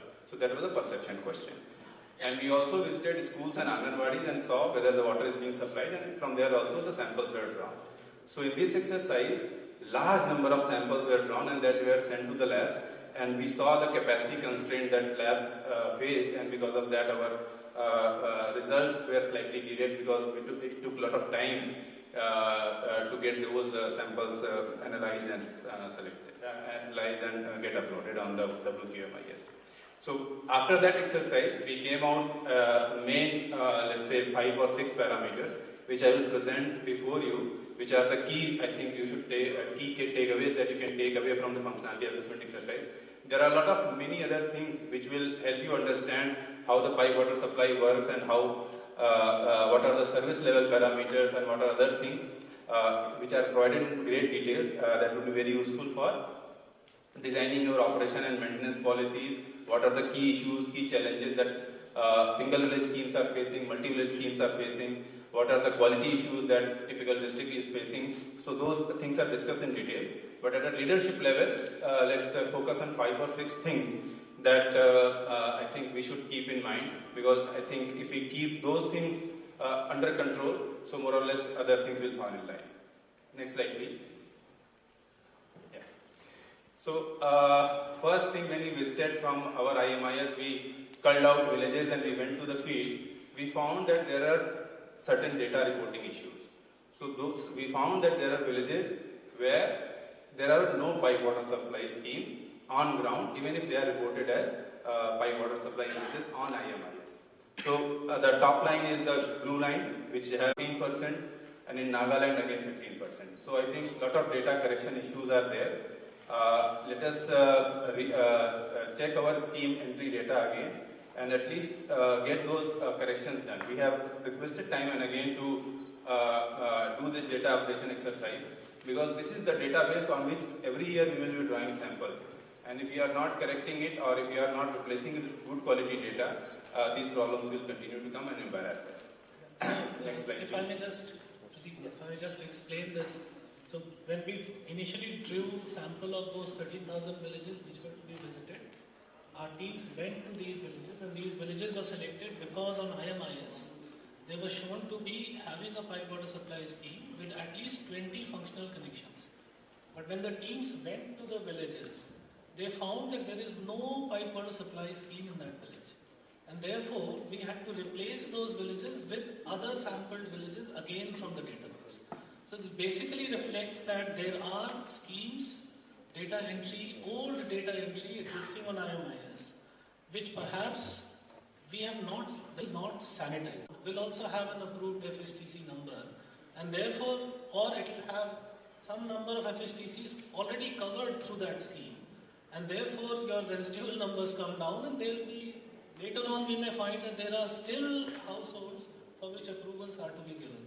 So the request is that isko zarur dekh lijiye, because if this is not correct, if our reporting and the data on the basis of which we are monitoring the scheme, or we are doing a functionality assessment, or we are doing any review, monitoring, etc., if that is not reliable, then it leads to problems for all of us. So please, request would be, as I said in the first presentation also, that there are gaps in data entry, but there are also data quality issues. So please do take a look at this intensively, so that these issues are sorted. और ये मार्च अप्रैल में हुआ था, तो हम देख लिए थे कि कम से कम अब तक तो इनमें पाइप वाटर सप्लाई स्कीम आ गई ना. It shouldn't be कि अभी भी नहीं है. So please check. You have all the lists with you, the names of the villages जहाँ पे ये पाया गया. ये चेक करवा लीजिए कि कम से कम आज की डेट में तो there's a functional scheme there. If not, then the IMIS. ये जो लिस्ट है इसको हम एक्सेल शीट फॉर्मेट में भी लेकर के आपके साथ शेयर कर दे रहे हैं. But this is only from the sample that we have drawn. But we can very well say that it is representative of the district, because the samples were significant at district level. So we should not limit ourselves to the list that we have providing, but also carry out due diligence for all the schemes that are there. अनुराग, जैसे आपने check कराया था, आप तो नाराज हो गए थे जब आपने आपको ये स्नीक प्रीव्यू बताया था. मैम नाराज नहीं हुए थे. हमारी अभी मीटिंग में हमको ब्लेम किया गया. नहीं, और सीएम के सामने ये ब्लेम किया गया कि देखिए आपके स्टेट में कुछ नहीं हो रहा है, और ये हम किसी उसमें तक शेयर भी नहीं किया गया था. कोई चीज बिना हमसे शेयर किए अचानक सीएम के सामने की जाए, दैट्स नॉट प्रॉपर वे. तो इसको, this was the background, this is the issue. कुछ स्टेट्स में ऐसा सामने आया है. Please check the data regarding our own state, and as Pradeep has said, other villages which were not picked up for the random sampling might also have this situation. Just make sure that this is correct. So obviously, Tap connections did not receive water during the week when the most important ones were, you see the water issue again, or maybe the schemes have been handed over to the community and electricity bills are not being paid, or the pump operator is not, their salaries are not being paid, especially in UP, because I remember from the ground also. These were the major issues. Even if the pipe water supply was there, tube well was there, pump operator was not there to operate those pumps. So those things were there, and for different states, issues will be different. So this also has to be looked at. This is the bare minimum. Is the benchmark under Jal Jeevan Mission. So Rajasthan and Andaman and Nicobar, we found that less than 60% households that where the tap connection was working, means they were getting water in last 7 days. In those connections, on reduced pace, they were not getting 55 LPCD. And then the next in line is Nagaland, Maharashtra, Mizoram, Madhya Pradesh, Manipur, and Puducherry was best among the lot, where all the households reported that they got 55% of the water. Next, 55 LPCD of the water. Now, within 55 LPCD, because we had measured the quantity, we also could calculate those states, those not receive even 10 LPCD of the water. Nagaland also. Next in line are Jharkhand, Mizoram, and Haryana also. There were areas where they did not receive at least 10 LPCD of the water. We have the list district-wise. So, and in Jal Jeevan Mission, we are providing a lot of emphasis on quality. Today we will be discussing about the quality campaign. There is a dedicated fund under Jal Jeevan Mission to focus on quality. So this is the result that we have got. In Sikkim, Kerala and Tripura, less than 60, these are the states which are which less than 60% of the household received quality water. In Sikkim 57%, Kerala 53% and Tripura 44%. Because we experienced in Delhi yesterday, there was a shortage, so everybody was panicking. We try to store water because everything is dependent. Our daily life is dependent. Everything gets disturbed. So this we have to from engineering point of view, it is not really an issue. But from user customer point of view, it is one of the very important issues. And in Manipur, we saw that only 50%, 57% of the households were receiving water regularly. Jharkhand, JNK, Odisha, Uttar Pradesh, Madhya Pradesh, Rajasthan, again, of the communities. So we have to utilize our KRCs for L3 and L2 and L3 training, IAS for capacity building of our Pani Samitis and Gram Panchayats. Yeah, Pradeep. Yeah, so in terms of the regularity, the definition was at least once a day or as per the schedule declared for the water supply. So it's not benchmarked against once a day. It's benchmarked against the local system which the consumer was asked कि आपको पानी daily मिलता है, अगर daily मिलता है तो regular मिलता है, वो काउंट हो गया, उसमें कोई दिक्कत नहीं है. और अगर डेली नहीं मिलता है तो नेक्स्ट क्वेश्चन वाज कि आपको पानी कब कब मिलने की सूचना है, कब तक मतलब आपको वंस अ वीक पानी मिलता है कि ट्वाइस अ वीक मिलता है कि एवरी ऑल्टरनेट डे मिलता है, क्या आपको बताया गया है कि पानी आपके यहाँ कब आएगा और उस शेड्यूल के हिसाब से पानी आपके पास आ रहा है कि नहीं आ रहा. So that's how the regularity aspect was measured and benchmarked. So it's not strictly against a benchmark of once a day. Though going forward, the next year's functionality assessment, we intend to move into the benchmark of once a day.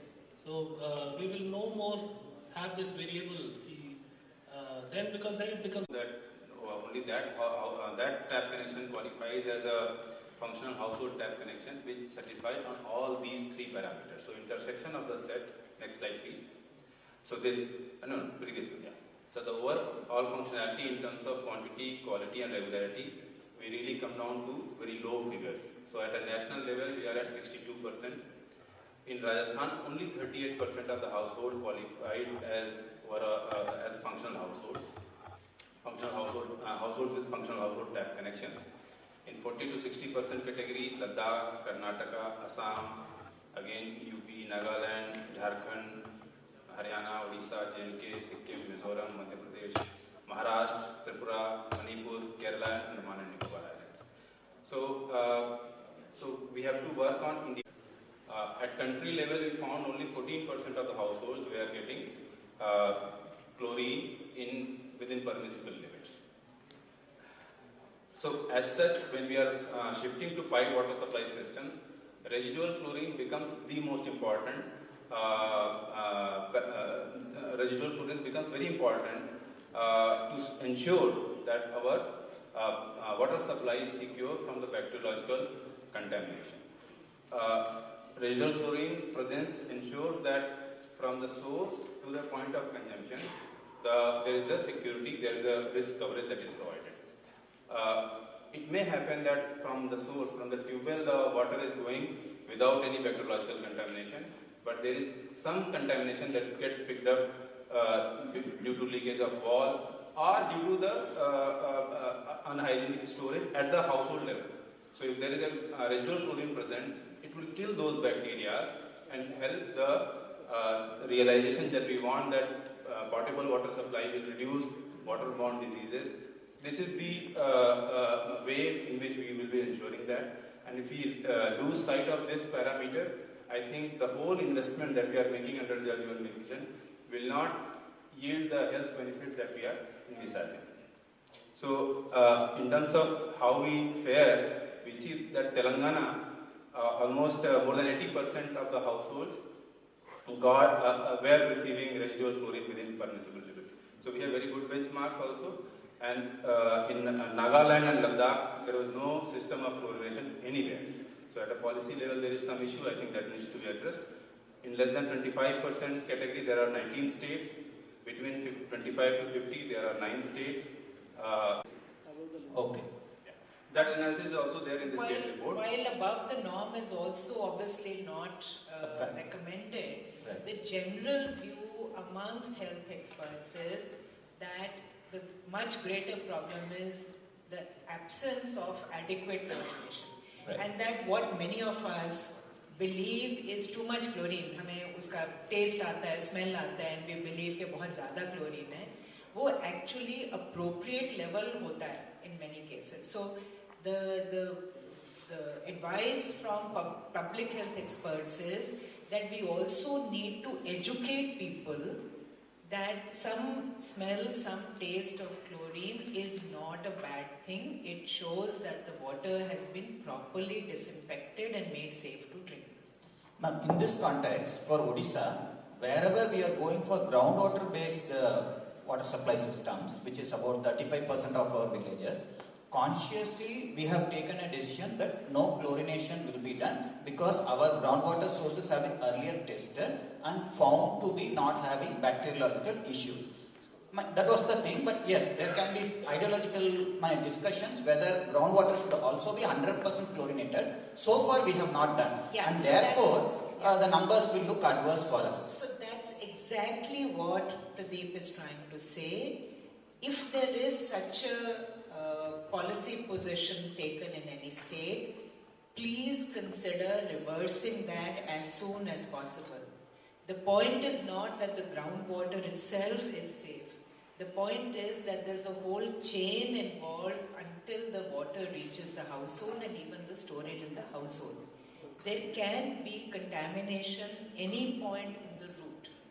And bacteriological contamination, as we know, is the most important source of waterborne diseases which cause so much morbidity and mortality, including infant mortality.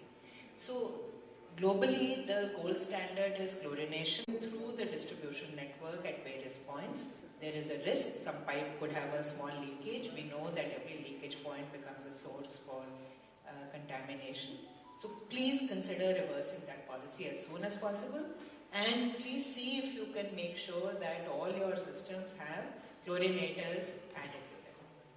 Thank you. Yeah, so the idea should be that so the surface water schemes normally have a water treatment plant, and the water treatment plant disinfection and treatment process includes chlorination. And therefore, in most of the surface water schemes, you'll find at the end point, if you check for residual chlorine, you will find residual chlorine. If your water treatment plant is functioning properly, because that's the design of the treatment plant. But the groundwater schemes, the general perception is that if the groundwater, but even if it doesn't happen, once we are pumping the water out, we are, while delivering to the households, at any point of time, the infection, the bacteriological contamination can happen due to leakages, due to not doing preventive maintenance of the overhead tanks, or due to unsafe usage at the end point. What the chlorine has is a property that if it is present in the water in residual quantities, it then keeps on having that insecticide effect, so to say, disinfection effect up to 24 hours even after the water has been taken out of tap. And therefore, it provides that additional protection. Now, conventionally, the systems, I don't know about other states, but my state was always that there will be some worker who will do chlorination. Now, that system never worked. It doesn't. So perhaps we should look at inline chlorination systems. I just... Does anyone want to discuss it? Yeah. I just want to add, although as per the percentage we may not feel proud about it, but just I want to explain about the potency. Bleaching powder is potency 30 to 35%, half-life period is 6 months. And that regards to 10 or 12%, that's not effective, and operators are also not liking because their hands are also affected with that. So sodium hypochlorite is well accepted by the operators, and it's very easy to use, and its half-life period is more, 6 months, and 9% only come to the 5% after 6 months. So potency remains stable. And this structure we have created throughout the state. Operators have been given 20 to 30 liter capacity tanks, small PVC containers. They come to the storage facility and take to the schemes. But then you need to check why is it so low then? Is it that the quantity is not enough, it's not being used properly, regularly, etc.? So what is going on? Since you have a good system at the macro level, what is happening at the micro level so that the outcomes are still a little problem? That's what I said, 25% is not feeling proud of. So दोबारा check कर लो. Maybe things have improved since then. Or you might want information of any outbreak of waterborne disease in a rural area. So if there is any outbreak of waterborne disease attributable to drinking water issues in a rural area, whether you have a pipe water supply. That suits our topography and our requirement. But my request is that, ma'am, different vendors are coming with different type of equipment. If some small working group could be set up. Engage किए हैं Government of India level पे. They are all actually retired chief engineers, chief chemists, etc. They are all from various state governments and they understand the work of the public health agencies. Himachal के भी हैं हमारे पास. तो हम उनको ये issues pose कर देंगे. You can interact with them. ले कर रहे हैं तो inline chlorinators से जरूर करिए. And अगर उसको करने में if you have any questions or any doubts, please let us know and we'll be happy to have the technical group work on this. We already have technical experts, we'll just pose this issue. Thank you. Yes, ma'am, I just want to add, the centralized flooring on... Noted. We will do that. We'll ask our national wash experts, we'll constitute a group who can interact with the states, but we note that HP and MP in particular have some concerns. So I think, ma'am, the Punjab system, I think that is very useful. I think other states also can use that, taking stocks, having some centralized quality control over material that... only after they cross this 25%. Madam, I wanted to add one point from Kerala. Actually, this sodium hypochlorite, some of the states are recommended, but it is comparatively costly. So what we have done in Sabarimala, we are using sodium chloride and making sodium hypochlorite. So the national agency can look in that process and that also considered. So the situation actually changes from states to state. They have an alkali unit which produces this as a byproduct, so I think they're able to buy it at competitive rates. What product you use and how you use it will depend on it. We can discuss. Next slide, please. So now another thing to ensure quality was availability of field testing kits at village level. So this is based on the perception. So even if the field testing kits may have been available, but people were not aware, so therefore it has resulted that there is no availability of field testing kit. And we see that in less than 25% category, there are 18 states. That's a big number, and that is slightly because many of us are procuring a lot of field testing kits. So there more IEC campaign, more IEC has to be undertaken in water quality monitoring and surveillance. I think that is the message that is coming out of this slide. You know that we're constantly requesting that the youth encouraged. And that's one way of getting every village must be trained on how to use the FTK, and the availability of FTKs must be centrally ensured in each and every village, and every village should ensure that they test and upload the information in the water quality MIS.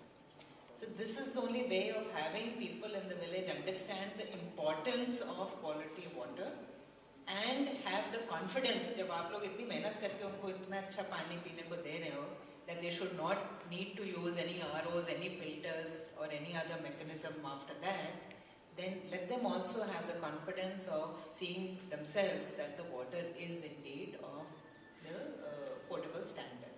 So isko zarur please do again work on this to make sure every village has trained people, particularly Anganwadi workers, ASHA workers, other teacher, nurse, whoever you can identify.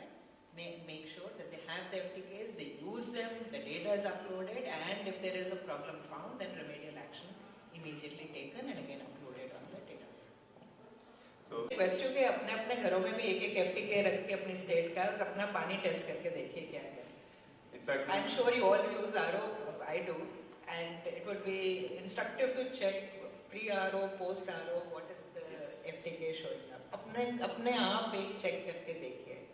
Ma'am, in this time, this data belongs to March and April, but in Punjab, pre-monsoon, what we did, we as a campaign went to every village and we did use our FTK kit in presence of people 4-5 जैसे anganwadi worker हो गया, school के teachers हो गए, सबको वो bottle दोनों सिखाए मैं, बैक्टीरियोलॉजिकल वाला और एफटीके वाला. So I hope the next survey में will do better. Next slide, please. Next slide. So we checked on WQMIS. So a lot of labs are NABL accredited and they have sufficient number of parameters. But when we gave samples, less than 9 parameters were of awareness that not many public samples are coming. But if we want to give them quality service, fresh college graduates, MSc students, at least they be in labs for 2-3 years, they get some kind of remuneration and they provide those services so that there is no constraint that we are facing. And at senior most level, if we start reviewing and make some effort, I think a lot of scenario in water quality monitoring and services will change. A lot of useless ROs will go away. Our minister always 24 district lab out of 713 district lab have less than 9 parameters. That's all I would like to say at this point. Yeah. Next. Now, presence of Pani Samitis. So in IMIS we have very good reporting of Pani Samitis and village action plan.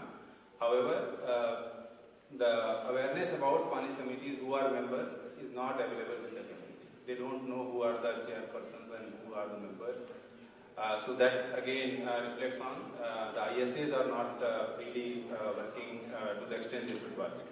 So in less than 25% villages, this is what reported that in Chhattisgarh, Bihar, Goa, Odisha, Tripura, Uttar Pradesh, West Bengal, Andaman Nicobar, Sikkim and Ladakh, people said that Pani Samitis, they don't know about the presence of Pani Samitis. Next. Another service delivery parameter is levying of service delivery charges. So across the country, the situation is varying. In Puducherry and Goa, more than 80% of the villages are levying some kind of water service charges, which are suitable for their based on the expenditure that they have to incur to support to ensure the functioning of water supply scheme. They are levying. In 50 to 80%, Goa, Mizoram, Maharashtra. Goa has slightly different system, so I think villages are not levying. The state directly collects from the people. So the Goa context is slightly different. But in other states, I think we have to see this. In less than 25% category, we have Haryana, Uttar Pradesh, Rajasthan, and others. The brackets are percentages of villages where water service delivery charges are being levied. So in West Bengal, 2% of villages said that they are levying water service delivery charges. Telangana only 1%. will fully subsidize it, तो बात और है. Otherwise, जहाँ पे लगाने का विचार है, वहाँ पे लगवा दीजिए जितना जल्दी हो सके. And of course, the village panchayats through the VWSCs must be authorized both to levy and collect and use. तो ये वहीं पे local level पे रहे. आप सिर्फ एक benchmark अगर set करना चाहते हैं तो कर दीजिए कि this is the rate that the state, if the state government wants to so advise, and if you believe that is helpful to the panchayat. Then availability of skilled human resource for operation and maintenance of the scheme, for routine maintenance of the scheme, small things that happen at village level. In the mission we are and during the assessment we found that in Odisha, Madhya Pradesh, Jharkhand, Uttarakhand, Chhattisgarh, Jammu and Kashmir, Assam, Tripura, Ladakh, they in these states, less than 25% of the villages had identified skilled manpower.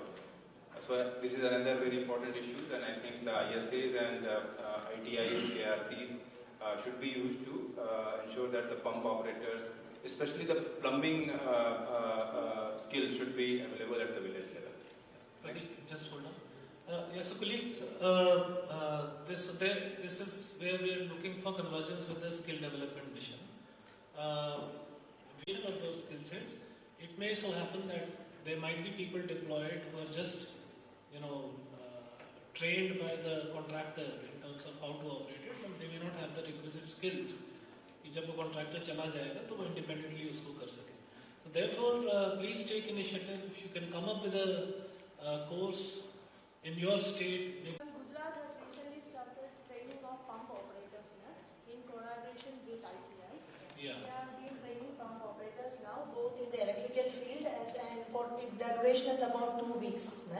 And we have also been providing them with toolkits which we have procured online.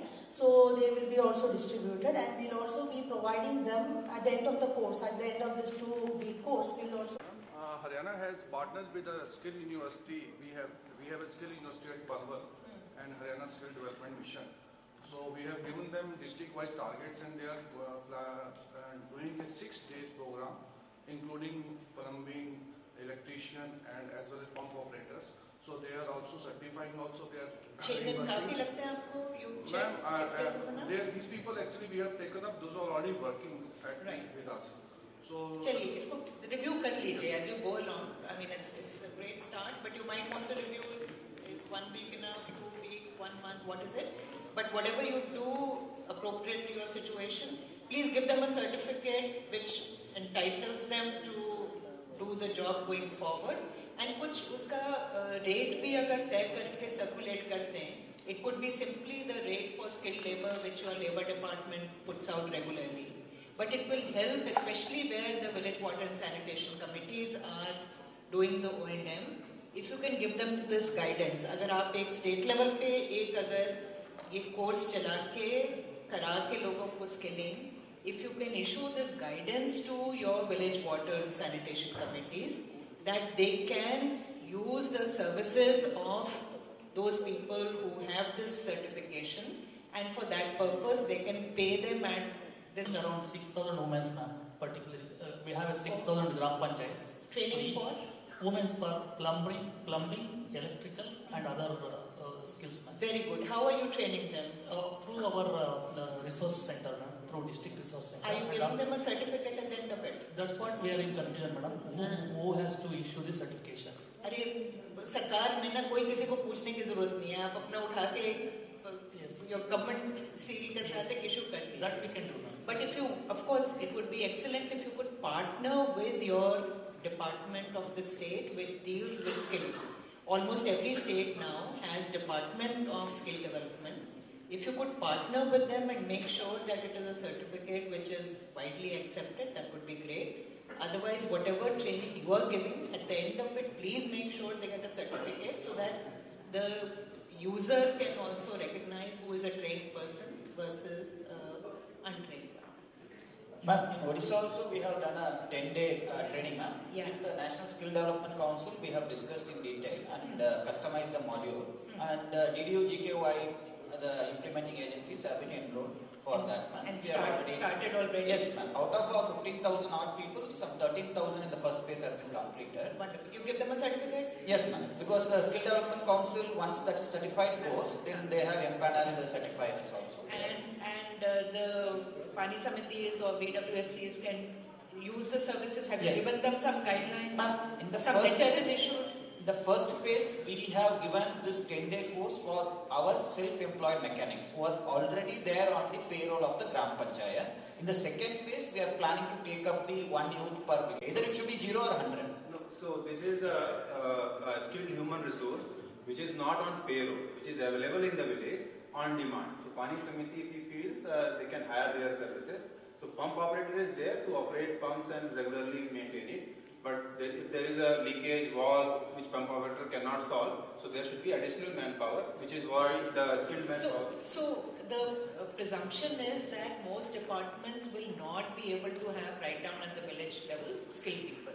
In your case, if the panchayat pump operator has been skilled, then that meets the requirements. It is possible that there may be some confusion on behalf of the person who's been asked this question, because they may not have correctly understood the question. So don't worry, this is a pointer to you to deal with simple leakage or motor fault or any pump repair, etc., so that there is no breakdown in the water delivery service for any simple issue. Of course, complicated issues, they will still perhaps have to wait for somebody to come from the nearest city. But for simple issues, they should be able to sort out in the village itself. That is the idea. Those who have designed these courses, why don't you please put it up on the group? You're all members of the WhatsApp group. Please share, including any instructions, any letters you may have issued in this regard.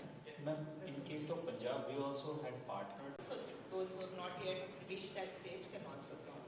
Good. Ma'am, in Bihar, we are running 3 channels of that capacity building.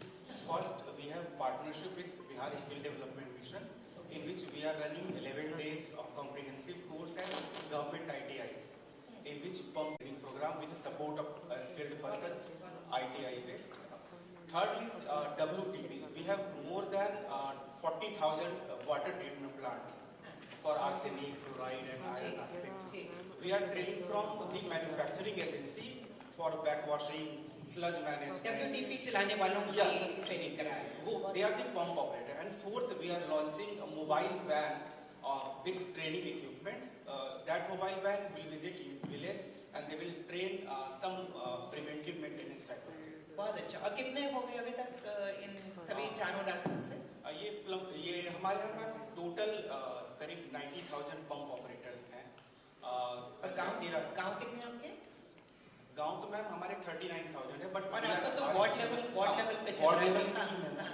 1,14,000 ward है, जिसमें करीब 90,000. लगभग हर ward में अब तक आपने उपलब्ध करा दिया है कोई इसके लिए? बस 1% बचा है मैम कोर्ट केस का. 500 वार्ड बचे हुए हैं जहाँ कोर्ट केस के मामले चल रहे हैं, बस वहीं पे इशू है. बाकी सब जगह पहुँचा दिया है. तो पंप ऑपरेटर्स हमारे यहाँ 50% pump operators are the ward member, elected ward member. They are called अनुरक्षक. तो उनकी ट्रेनिंग सिर्फ पंप चलाने की और जनरल अपकीपिंग एक्टिविटीज की होती है. बट हमारे जो बड़े ट्रीटमेंट प्लांट है, single village scheme, multi village scheme, उसके प्रोफेशनल्स होते हैं. They are the skilled man power. Very good.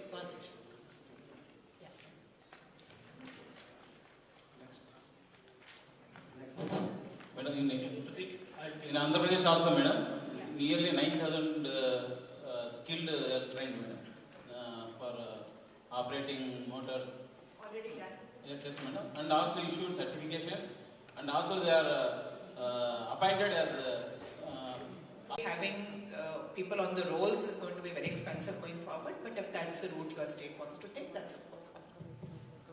One development on this skilling, ma'am. We have also got a manual from Punjab. Based on that, we have got the feedback from the states, and we are also coming up with a manual, like pump operators manual or O&M kind of manual. We are in the final stage. We'll be finalizing it, circulating. So when do you expect to be able to roll that out? Maybe within a week or 10 days. Within this month, yes, within this Mr. Vishwakanand says that the National Jal Jeevan Mission will also circulate a template for you all to utilize. Of course, all states may also please share their own, and then everyone is welcome to do what suits them best. Okay. Friends, as ma'am already said in the beginning, the purpose of this exercise is to look inwards and try and find out where we are and to improve further. I must also point out that this is the second survection, but the first survection was actually never disseminated. So this is the first time that we have actually formally released this in the public domain and have shared the report with the states, and we are seeking feedback and giving you information in terms of what the survey has thrown up.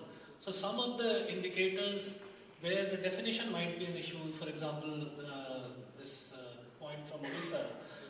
So please do give us feedback so that when we do the next round of survey, if there is any confusion in any of the indicators, definition, etc., that we can sort out while taking up the next round. So the request would be, please, as I said, these reports are now available on our website. So full detailed report of the state is available, and full detailed reports of all your districts are also available. So for every district there is a functionality assessment report on our website now. और अपने districts को recognize करिए. जैसे 2 अक्टूबर को states को awards मिले थे, please identify your well-performing districts. And उनको अपने पास बुलाइए या अपने जिस भी level पे आप उचित समझते हैं, please recognize well-functioning teams. So those who worked hard, done a good job, उनको करा दीजिए honor. एक ओवरऑल फंक्शनैलिटी हमने 3 कैटेगरीज में और एक ओवरऑल फंक्शनैलिटी में अवार्ड दिए थे. तो उस तरह का, because these reports are now available at the district level, so those awards can be held at the state level. I've just tried to summarize in 2 slides the major key points that we should look after. Firstly, we should make sure that the IMIS entries must be reviewed on a regular basis, and what is existing on the ground must reflect on the IMIS.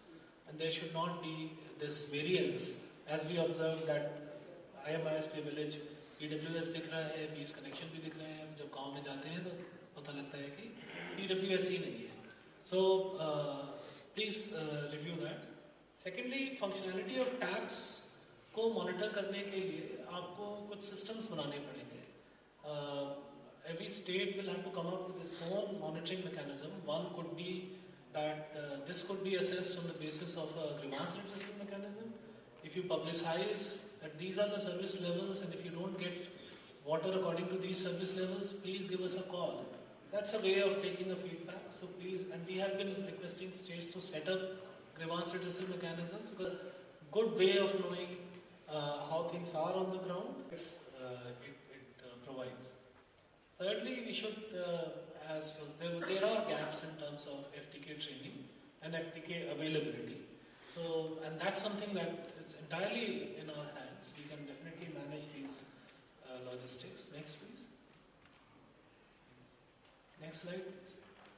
We had a discussion about residual chlorine. So, we must target that inline chlorination systems, especially for groundwater schemes, should be implemented. For surface water schemes, this is already taken care of, though of course, as Tejasvi pointed out from MP, in large schemes where there is one water treatment plant supplying water to hundreds of villages, there again there might be an issue, and then you might need some intermediate chlorination point to maintain residual chlorine at the end point. So all those issues must be thought through and taken up, and we must, while training the women for use of FTKs, we must ask the women to start testing for residual chlorine.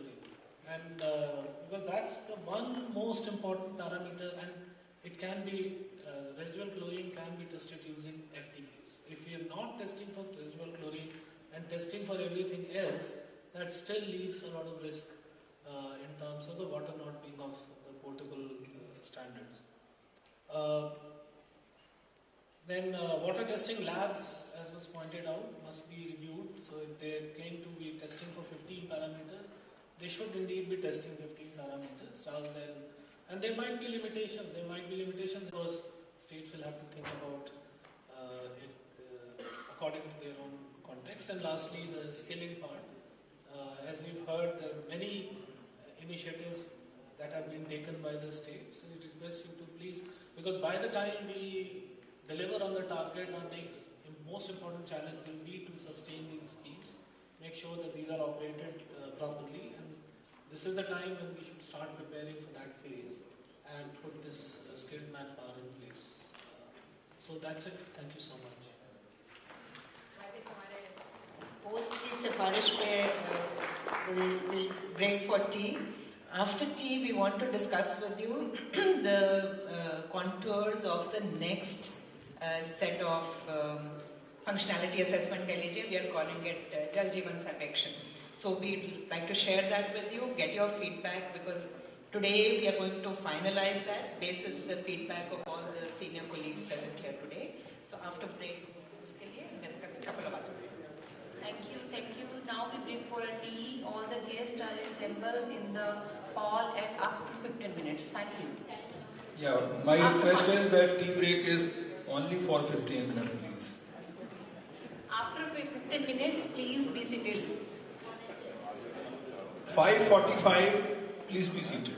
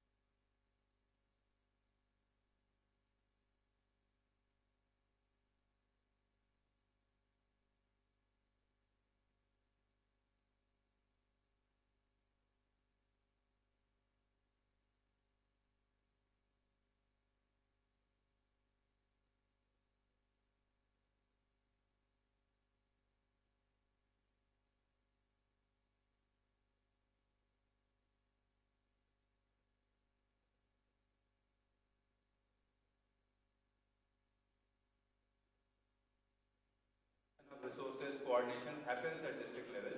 So we want to have an environment where there is a healthy competition among districts, and districts also have a stake.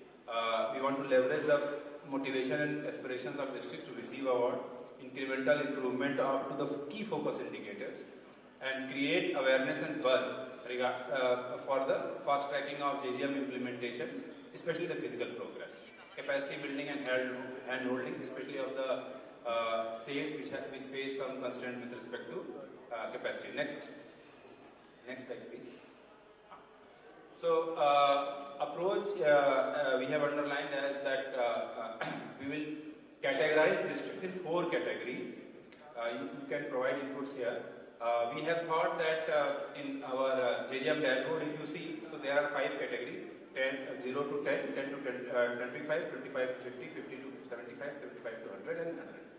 So we have kept the same categories, merging the initial 0 to 10 and 10 to 25, because most districts have crossed 10% benchmark. So we will be having awards for districts in each of these categories, so that those who are at present at low coverage have also incentive, and they also are eager to participate, have motivation to participate in this award. We will be having a monthly graduation ceremony. We have proposed a data of 15th of month, where those districts who graduate from any of the categories, aspirant category to performer, performer to achiever, achiever to high achiever, we would be recognizing them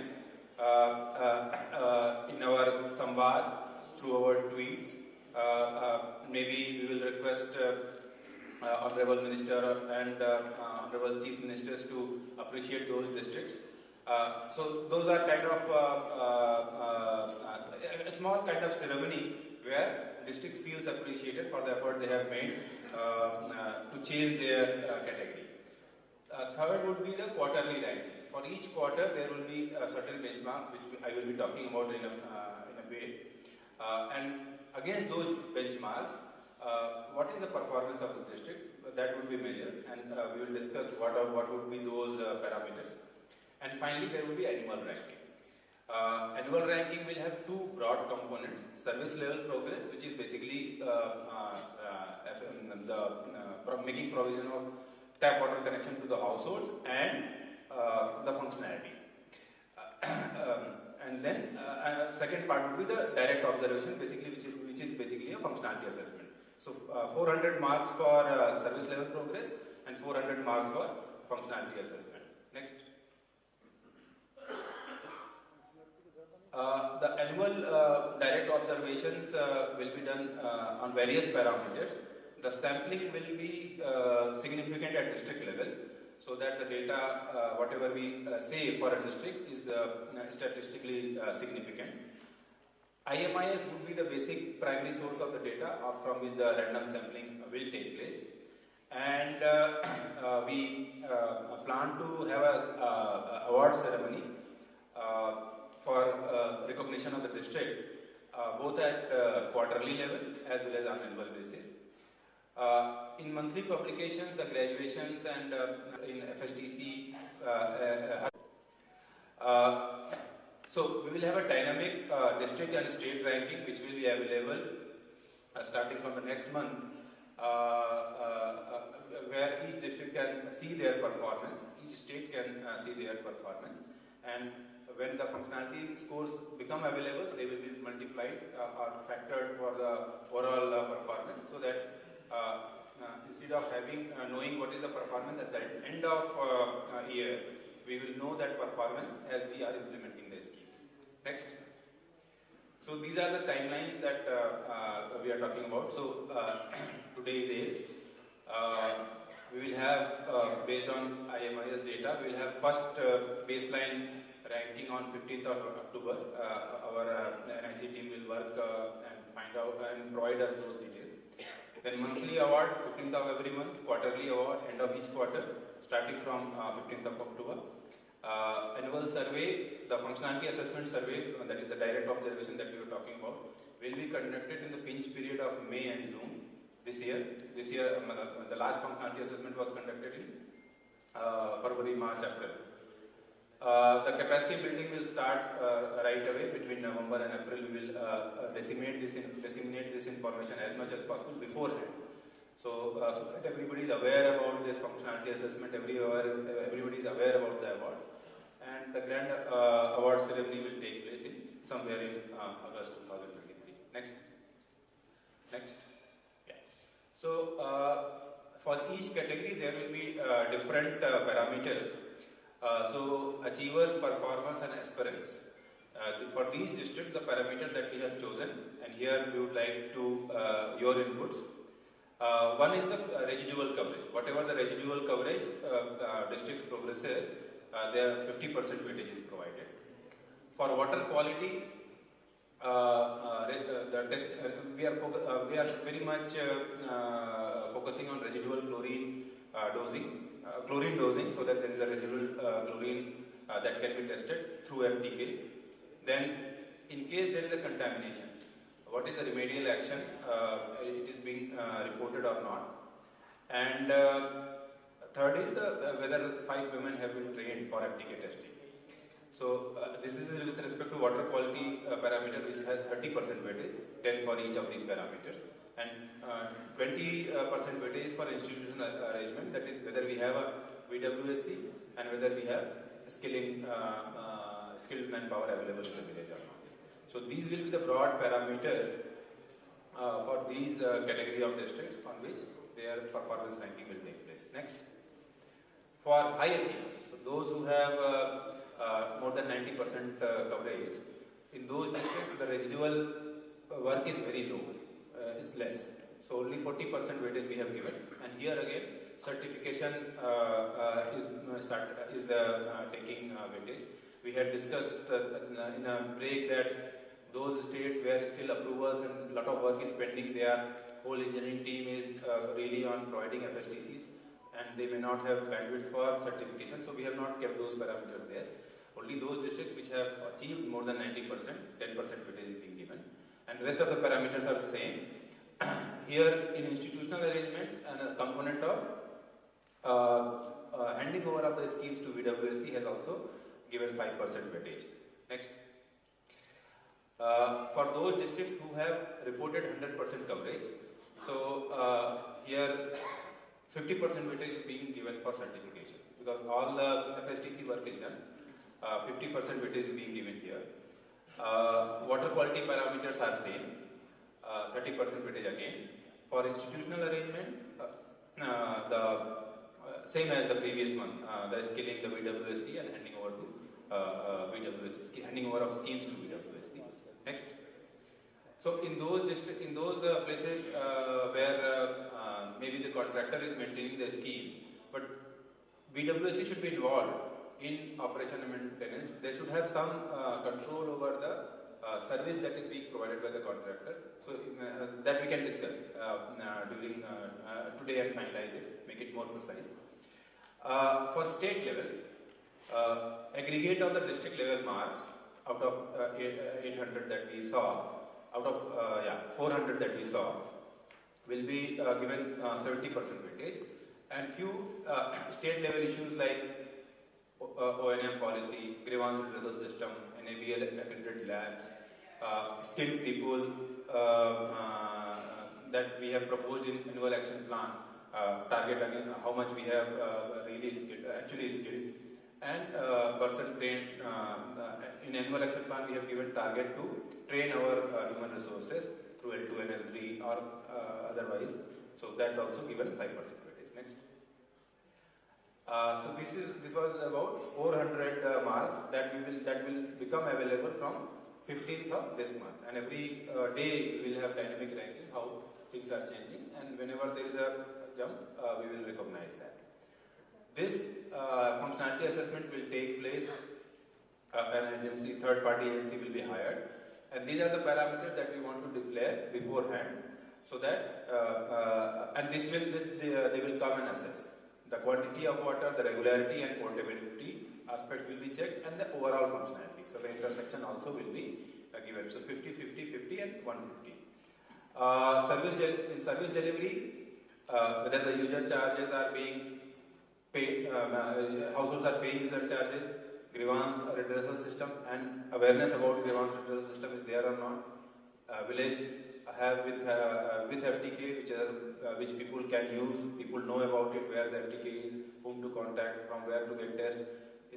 What is the mechanism to fulfill reagents and things like that. Village with chlorination mechanism. What is the system of providing the chemical? What is the system of monitoring it? Whether the pump operator has accessibility, because in many places we think that pump operator will climb every day to the ESR and do the dosing and then come down. So what is the system? So we will have weightage, these 10 points broken into those parameters that we can discuss and define. Then institutional arrangement, functional VWACs, whether VWACs are meeting. When the agency will go, they will see record of meeting, how many meetings have taken place last quarter, whether they are passing resolutions regarding convergence, regarding source strengthening, regarding levying of user charges, things like that. Villages with source protection. This has to come from convergence, and village has to be really empowered so that they can use other resources for source protection and sustainability. So if there is a lot of grey water that is seen, so then village is not planning for grey water management. So quality will become an issue if there is a lot of grey water lying around. So things like that. So whether the village have source protection measures, those points have been given 15 marks. Then IC for JGM. In this functionality assessment also, we saw that at village level, at ground level, there is very poor visibility of Jal Jeevan Mission. Jal Jeevan Mission objectives, Jal Jeevan Mission standards. We hardly saw an IC that is at village level. So whether those messages are there or not, that also will be a part of assessment. And then whether the skilled human resource is available. We talked in the previous session. So that also will have 10 marks. Next, and just a second. So this year, two important points. Functionality assessment will be done in May and June when the water is really scarce. And residual chlorine parameter will be calculation of potability. Because now the instructions are very clear. We have graduated to a pipe water supply system, which is a closed system. That system must have some risk protection, which is provided by the residual chlorine. So we should have that, and it will be part of the quality calculation. This year, if we had included our residual chlorine findings in potability, so our figures will drop from 90% to 14%, 15%, 16%. But so next year, beforehand, we are announcing it so that there is a lot of emphasis that is provided. Next. So these are the category of awards. Here also you will see your inputs.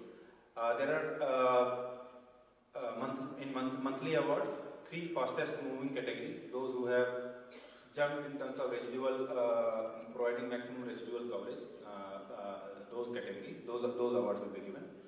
Best performing districts across parameters. So based on the composite score, which district is performing best for each of the categories, each of the 4 categories. They will be given awards. So 3 into 4, 12 districts will be given award every month. And then we will also recognize districts which graduate from one category to another. In quarterly, best performing district, again, culmination of the first one, 3 best performing districts, 5 fastest mover districts, and in aspirational districts also we will recognize 3 best districts, and in aspirational districts, fastest mover districts. In annual awards, best performing states under large and small categories, that also we can discuss and decide what would be the meaning of large and small, or should we have the same category as we have for districts. 3 best performing districts on an annual basis, including the functionality score. Most improved state overall. Okay. Most improved districts overall. Best aspirational districts overall, and in each of the 4 categories. most improved aspirational districts and 3 best districts on service level benchmarks. We can decide for each of the benchmark or on an overall score. So this is how the scheme of awards are. Next slide please. I think that is it. Yeah, thank you.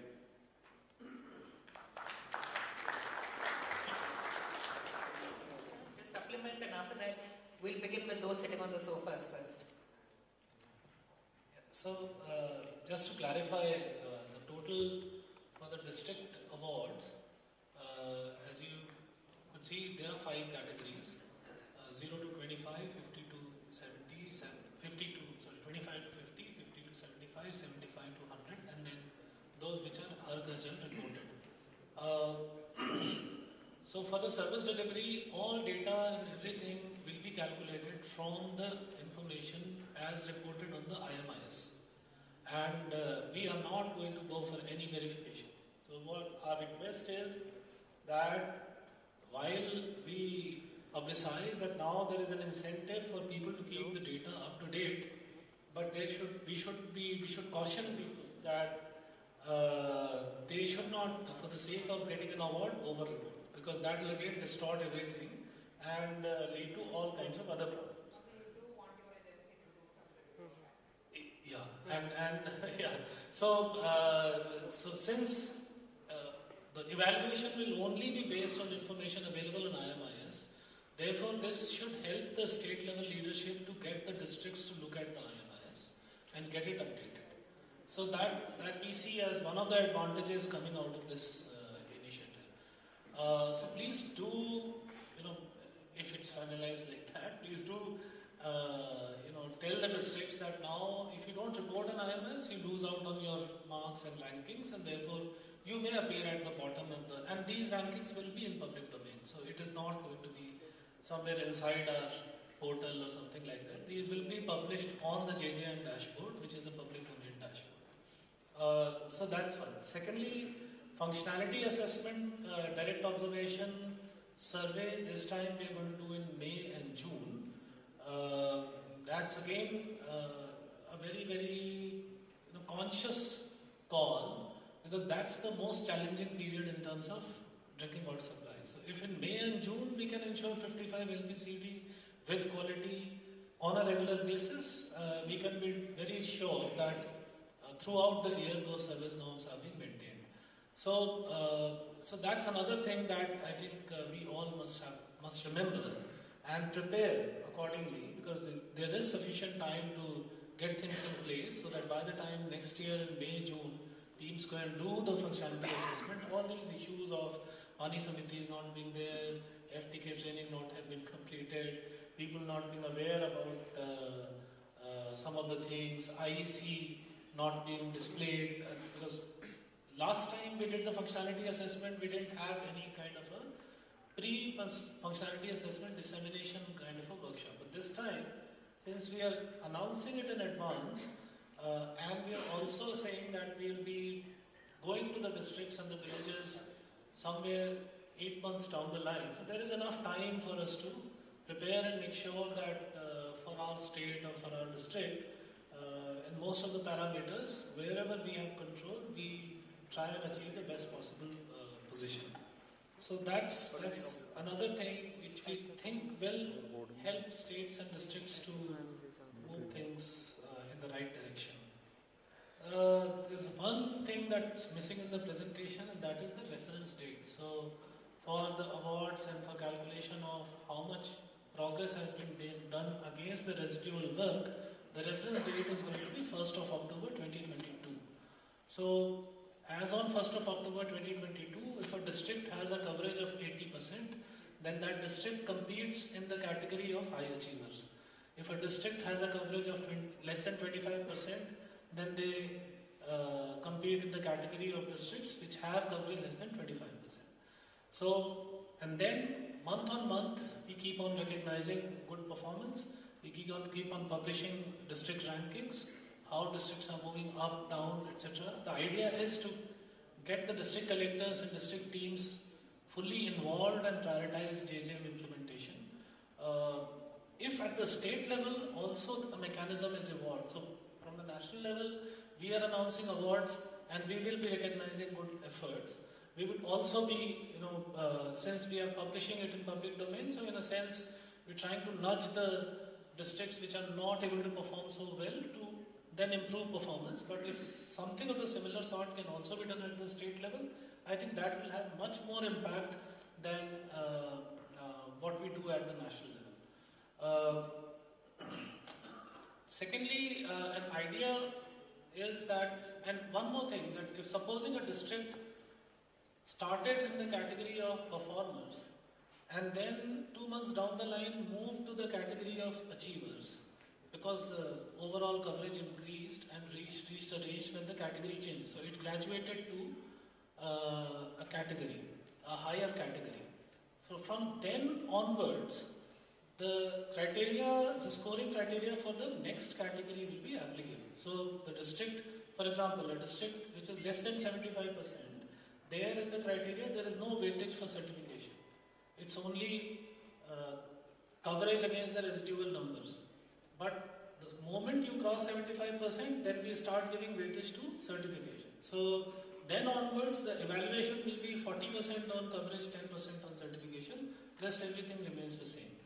Then when it goes to 100% Hal reported, since residual coverage is already done, all that 50 becomes for certification. So as districts move up, the criteria also will accordingly change, and the new criteria will apply depending on where the overall coverage in that district is, so that a district is competing with the similarly placed other districts in the country and in the state.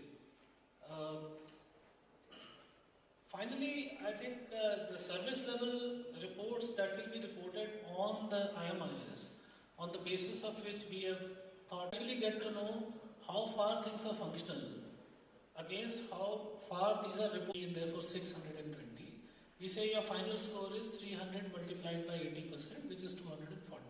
Because even though you have reported on the IMIS that this is functional, but in the functionality assessment, the overall functionality comes out as 80%. That perhaps will incentivize people at the district level to look at functionality and try and make sure that a grievance redressal mechanism is set up, so that as and when there is an issue in supply, those issues are addressed. And if there is a good grievance redressal mechanism, one can be reasonably sure that it will be moving in the right direction. So that's something that we would request your feedback on.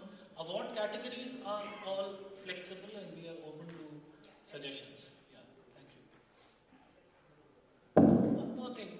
So the 400 of service delivery is 100 marks per quarter. So for the Q1, so for Q1 meaning October to December is 100 marks. You score whatever you score.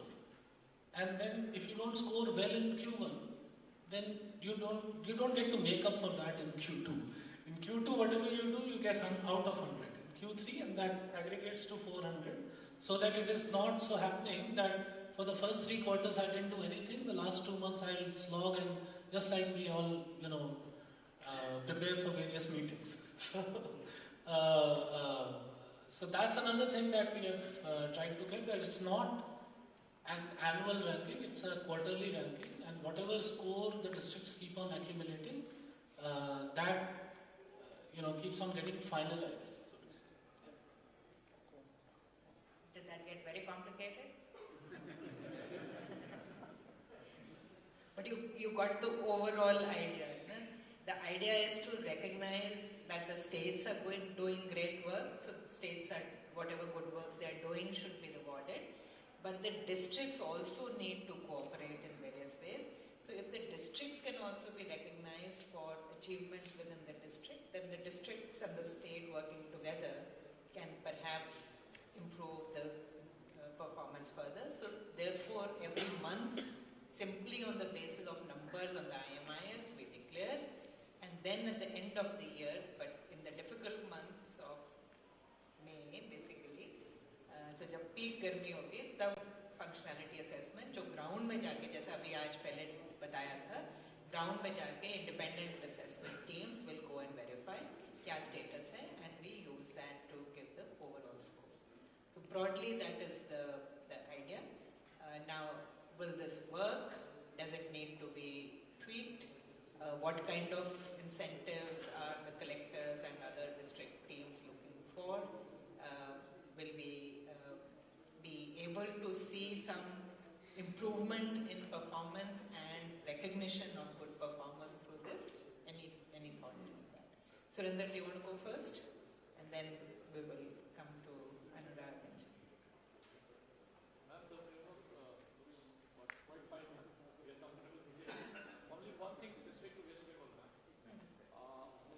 Pradeep आप note करी जाओ है ना उसके बाद हम जाके वापस इसको final There is a conscious policy decision regarding user charges, ma'am. Okay. So even if we participate and do, we would be losing on that. There's a conscious state level decision कि हम user charges नहीं लगाएंगे. अभी तक नहीं है, ma'am. Decision करवा लो, formal decision करवा लो, I would suggest, and then we can perhaps take note of that. If I believe if a state government says that we will provide from the budget and we will not require any user to pay, we should take cognizance of that and not penalize the state department concerned. तो उसका हम कर लेंगे, लेकिन ये ना हो कि फैसला नहीं हुआ.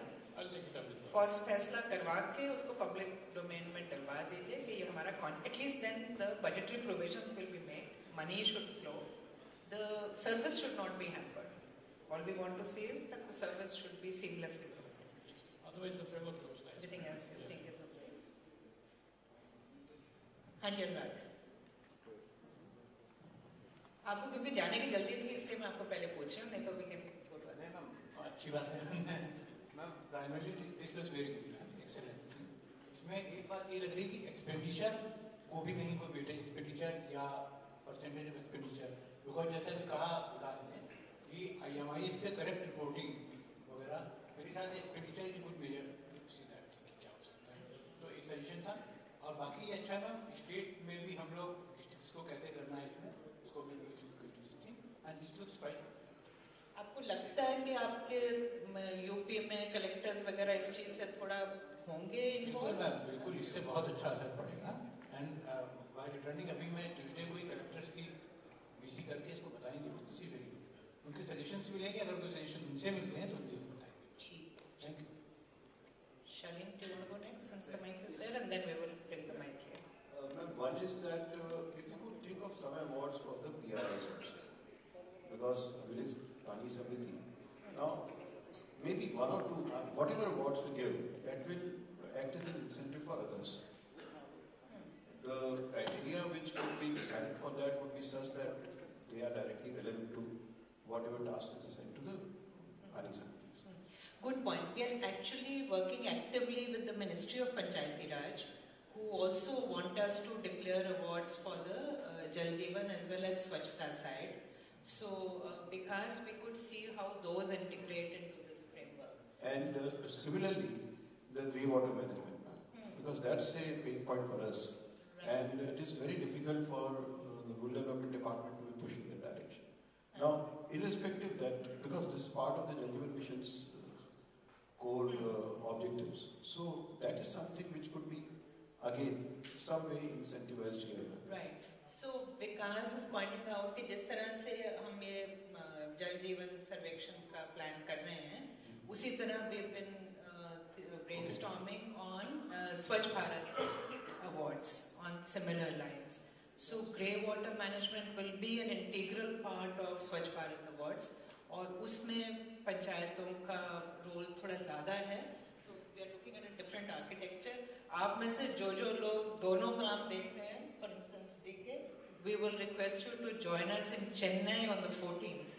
You would already have seen on the SBM group. We are meeting for a similar kind of national conference in Chennai on the 14th to discuss progress of Swachh Bharat Mission Gramin, and उसमें स्वच्छ सर्वेक्षण ग्रामीण में ये points उसमें कुछ cover होंगे. And just one more point. While it was mentioned that certification would not be considered as an important thing, I mean, JNK would be very happy with certification not being there, but I would suggest that some cross-checking mechanism should be necessary there. Since certification is a cross-checking mechanism, it should be kept for all categories. It will only push people to work in a particular direction in a particular way.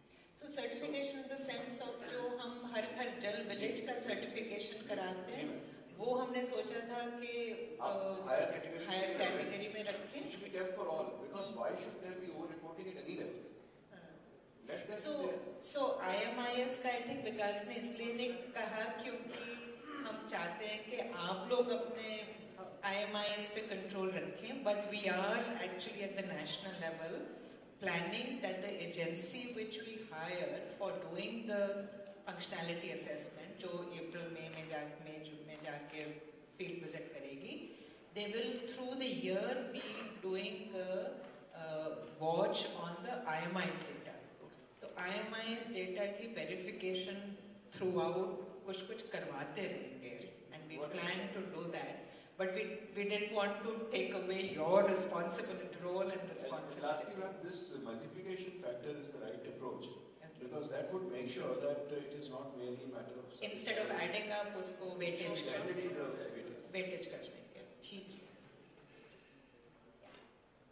Mike.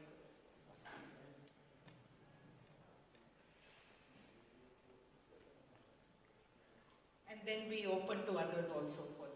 I have a point specific to Meghalaya in the context. Is, ma'am, if it can be considered ranking districts on difficulty of implementation, ma'am. Like the infrastructure availability. For example, South Garo Hills in Meghalaya is the difficulty for implementation there is much higher than other districts in the state, ma'am. So some sort of deprivation point, or in sporting terms or golfing handicap kind of thing can be considered. For difficult districts, maybe that could be considered, ma'am. That is one point I have. And second, ma'am, which you have already covered, which I wanted to say was that at least for the monthly and quarterly winners, a sample check by an independent agency would keep the IMIS reporting honest and true, ma'am. That's a good point about difficult areas. कुछ हद तक तो difficulty is also getting reflected in the performance. So those areas which are really water stressed, other problems, उनमें performance is also very low, and that gets captured in that category. To some extent, at the national level, aspirational districts have been identified on the basis of some kind of backwardness. So there is a separate category for aspirational districts. At the national level, it might be a challenge for us to actually pull out from the entire country which are the more difficult to implement. If you could all do this at your state level, you are the best positioned in your state to recognize कि कहाँ पे ज़्यादा problem है, and if you could institute similar kind of recognition, but give a weightage for the difficulty of work, जिसको आपको हमारे से बेहतर पता है, one way around it. Instead of our asking all states to let us know which are the areas where it's a more problematic or more difficult to implement JJM, if you could at the state level factor that in and recognize districts which do well in more difficult circumstances. One thing that I can think of is physical infrastructure index. I think that calculation was made a few years back. So you use that. It would be very interesting to see if you could develop something, and then maybe going forward we can ride on that. But maybe you would try and do something for Meghalaya and see how that works, and any other state also which has a situation where there is a vast difference in the terrain or connectivity, etc. So, do try to do this. It's a good thought. Other suggestions now? Practicality and what kind of outcomes should we hope for? Ma'am, my submission is the quality is not considered in these aspects. Number one, the quality also can be the overall performance. Number one. Number two, ma'am, any of sectoral experts are visiting the states, ma'am, regularly. These questions or these factors also can be taken through questionnaire and also can be factored, ma'am, so that the the states or district can be measured, can be awarded in a better way, ma'am. These two submissions, ma'am. Yeah, so water quality is captured. No, there is water- a weightage of 30 marks. Sir, water of quality- course, quality of works is not captured. Yes. Right? So we presume that whatever work is done is quality work. You are ultimately reporting FHTC. Quality of works or Quality of work, quality of FSTCs, quality of pipes. वो तो इसमें नहीं है. That assumption is. And another thing is, why we are saying that we not go for verification. No, we can do internal verification, but we will treat whatever is reported for the purposes of rankings, because there is no time. It has to be monthly rankings, and there is no time for verification. It's physically not possible to verify all districts every month. But the thing is, we also would not like to say that we are not sure of the information on IMS. So whatever is reported on the IMS, that's the report that we publish in the public domain in terms of how many connections have been provided, right? So, and our people down the below should be sensitized that please do report what is actually existing. Do not over-report, because if you over-report in the functionality assessment, your score will come down. And because that's a random sample survey, it will find out that the connections are not functional, or the connections are not found at all, or there were PWSs where 20 connections were reported, but actually 10 connections happened, but they are all done. So both that will modulate their overall score, and they will lose out. You made a very important point about quality of implementation. And this is an issue we've been discussing frequently. Bhuvaneshwar, you remember we had a very detailed session on this. And we are very deeply concerned, and all of you in this room are also, that the quality of work must be good and it must be ensured during implementation phase. The difficulty of including it in an assessment of this nature is how do you at pan-India level, Government of India should not be doing this. This is when water is eventually a state subject. It is you who have to make sure that your works are being done properly, and which is also why, as Vikas was saying, we will trust the information you give us. In the IMIS, aap jo kahoge, we trust that. Because it is your responsibility and your right and obligation. So, quality ka bhi aap dekhiye. I think if the, especially the chief engineers and others here from the engineering side could give it a thought, do see how you can recognize quality. It's a very important thing, quality of implementation. Aap apni state mein please see how it is possible to do that, and again share that with us. We will, maybe if it is feasible to do it nationally, we will incorporate it. Ab apni state mein karke hame bataiye. One more, ma'am. Yeah. Asset management, ma'am. Asset management also, there is a clause in 10.2 chapter GIS asset management also is there. That also can be added, ma'am. So any states who does innovative ideas like GIS mapping, GIS management, the layering. That's a good point. We could perhaps look at giving some score for innovation done by a state which leads to any improvement in sustainability, performance, etc.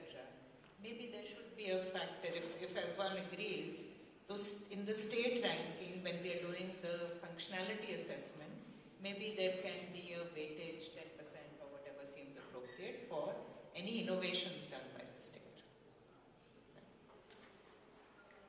Yeah.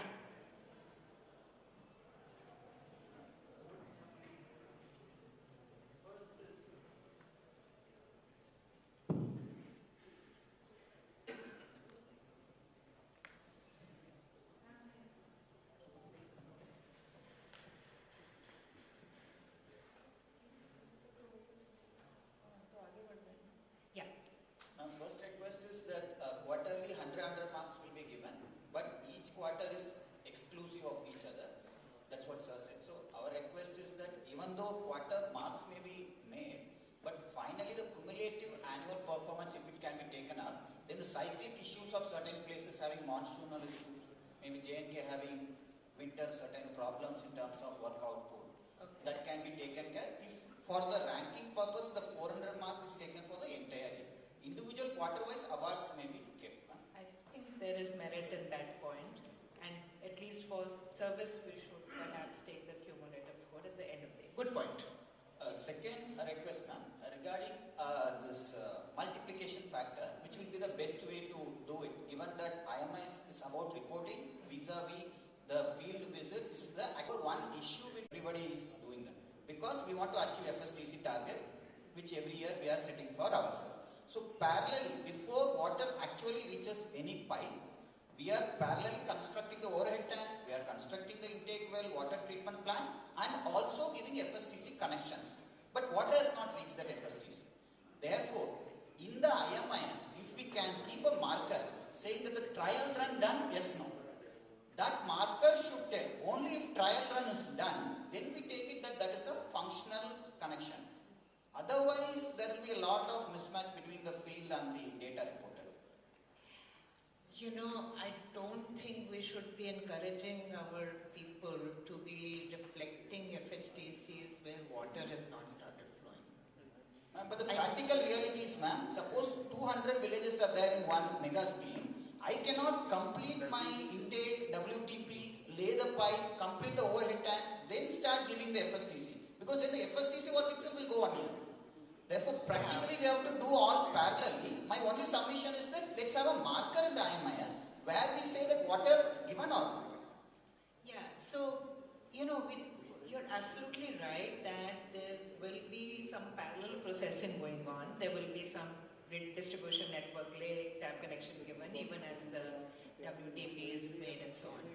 But let's not show that as an FHTC in the IMIS. That's why we call it an FHTC. It has to be a functional tap connection, not just a tap put there. And remember, we are talking now about the penultimate year of the scheme. शुरू में तो it's okay. किसी ने दिखा दिया कि हमने सब कर दिया और अभी भी उनका काम चल रहा है. But we are now talking about assessing in 2000. That time only reflect those FHTCs which are actually functional. No, the submission, ma'am, because other entry has to be made. It takes a lot of time to collect others from the people. Even if water connection, let's say theoretically in a single village, every house is done. Let us explain two things. One, the idea, you pointed out an issue, right? One is that the process of recording an FHTC starts with Aadhaar tagging. So when you do Aadhaar tagging, then you register an FHTC on the system. It is done by the district level user on the IMIS. But it does not reflect as an FHTC in the reports or on the dashboard unless the FHTC is approved by the state level user. Okay? Now, in the state of Gujarat, they do not approve it at the state level unless it becomes functional. Okay? So our advice is, let us not show them as functional household tap connections if the water is not there. If we know that the water is not there, it is not functional. So let us not report them as functional. No, that's my point, sir. Because 49,000 villages are there in Odisha. At the state level, I cannot physically know that the overhead tank is complete and the water trial has happened or not. If in the IMIS a provision is kept, saying the trial complete, then I will be sure at the state level this is one scheme which is really water is coming. What we can do is we not say that the connection is temporary or anything like that. If you want us to make a provision in IMIS for your district level user to mark whether the WTP is completed or not, whether the overhead tank is completed or not. If there are 8 components of the PWS, we can make that provision that on the scheme side they can update. Perhaps there are only 2 solutions possible. One is that you let the data be captured. Recognize your point that going to the household level, doing the Aadhaar tagging, etc. is time consuming. You let the field level do that. Let that information accumulate in the IMIS, but you don't give it the approval to shift to an FHTC until you get a report offline saying that this is now functional. Why it won't help if the IMIS records that. Somebody will need to verify that it is actually now a functional scheme. So you accumulate, let that information be accumulated. It can, I think, Pradeep, can you step in here? Can we assure Odisha and other states that they can do the capturing of the tap connections base, but it will shift to FHTC category only when the state or the state authorized entity permits it to move. And that permission you can give once you have received a report that this has now become a functional scheme. Yes, that provision is there. Once the district makes entry, state level approves it. So, for example, in Gujarat, they could not give connection to Aravalli district for a long time, 3 months, because the power connection was not provided. Yeah, so that is possible. No, that is already existing, man. That the district level, whatever data reports, state has to approve. But my submission is at the state level, it may not be, for a single village scheme, whether source is complete, overhead tank is physically complete, network is complete, and then the FSTC is tagged. Again, if you ask for an offline reporting, my submission is if we are not doing this in IMIS, then again they may say that it is done. But how do I ensure that it is really done? You want a tag saying that the water is flowing? Yes. We can keep it in an innocuous way. We simply say trial run started, yes, no. Okay. Trial run started so that... So Pradeep, see if we can, see if this is feasible to allow for a tag. Separately in IMIS, provisions could be made which will not be visible to the public, but which will be visible to the district for monitoring purpose. तो public में नहीं जाता है, Shalin.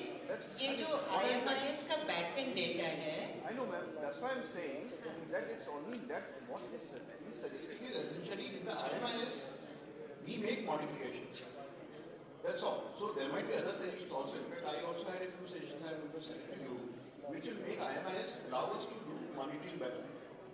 This is one of Burns' suggestions. Okay. Does everyone in the room think this will be helpful? Is there a general agreement that this will be helpful if the IMIS permits that there can be entry of tap connections before it becomes functional and after it becomes functional?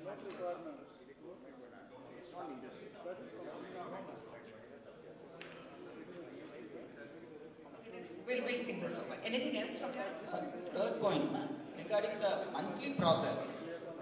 Ma'am, even in Niti Aayog for the 100 districts, this monthly progress was baseline of the previous month compared, and therefore monthly awards were being given. Now already there are some districts which have started making zero entry for this month to get the award next month. So this monthly capturing, especially keeping the previous month as the baseline reference, will have inherent issues of false reporting on the other side. No, what you're suggesting is that they may accumulate their connections. तो वो सिर्फ award के लिए नहीं, तो एक महीने के अवार्ड लेने के लिए कोई भी डिस्ट्रिक्ट कलेक्टर ये चाहेगा कि वो कंट्री में जीरो पे दिखाई दे? नहीं, जीरो नहीं दिखाएंगे. सपोज एवरी मंथ 15 हो रहा है, इस महीने में 2 दिखाएगा. Let us not assume that. No, that is being done. I am not assuming, sir. No, let us not try to build a system which cannot be gamed. ठीक है? किसी भी तरह का कोई भी अवार्ड सिस्टम होगा. If there are people who want to game it, they will game it. ठीक है?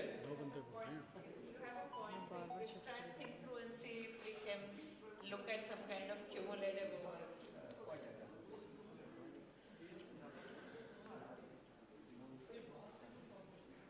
So are we taking for the monthly awards, are we taking the progress during the month or since first?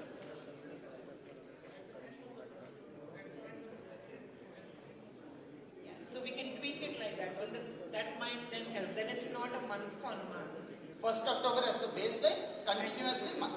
Then that would take care of it. That ठीक है.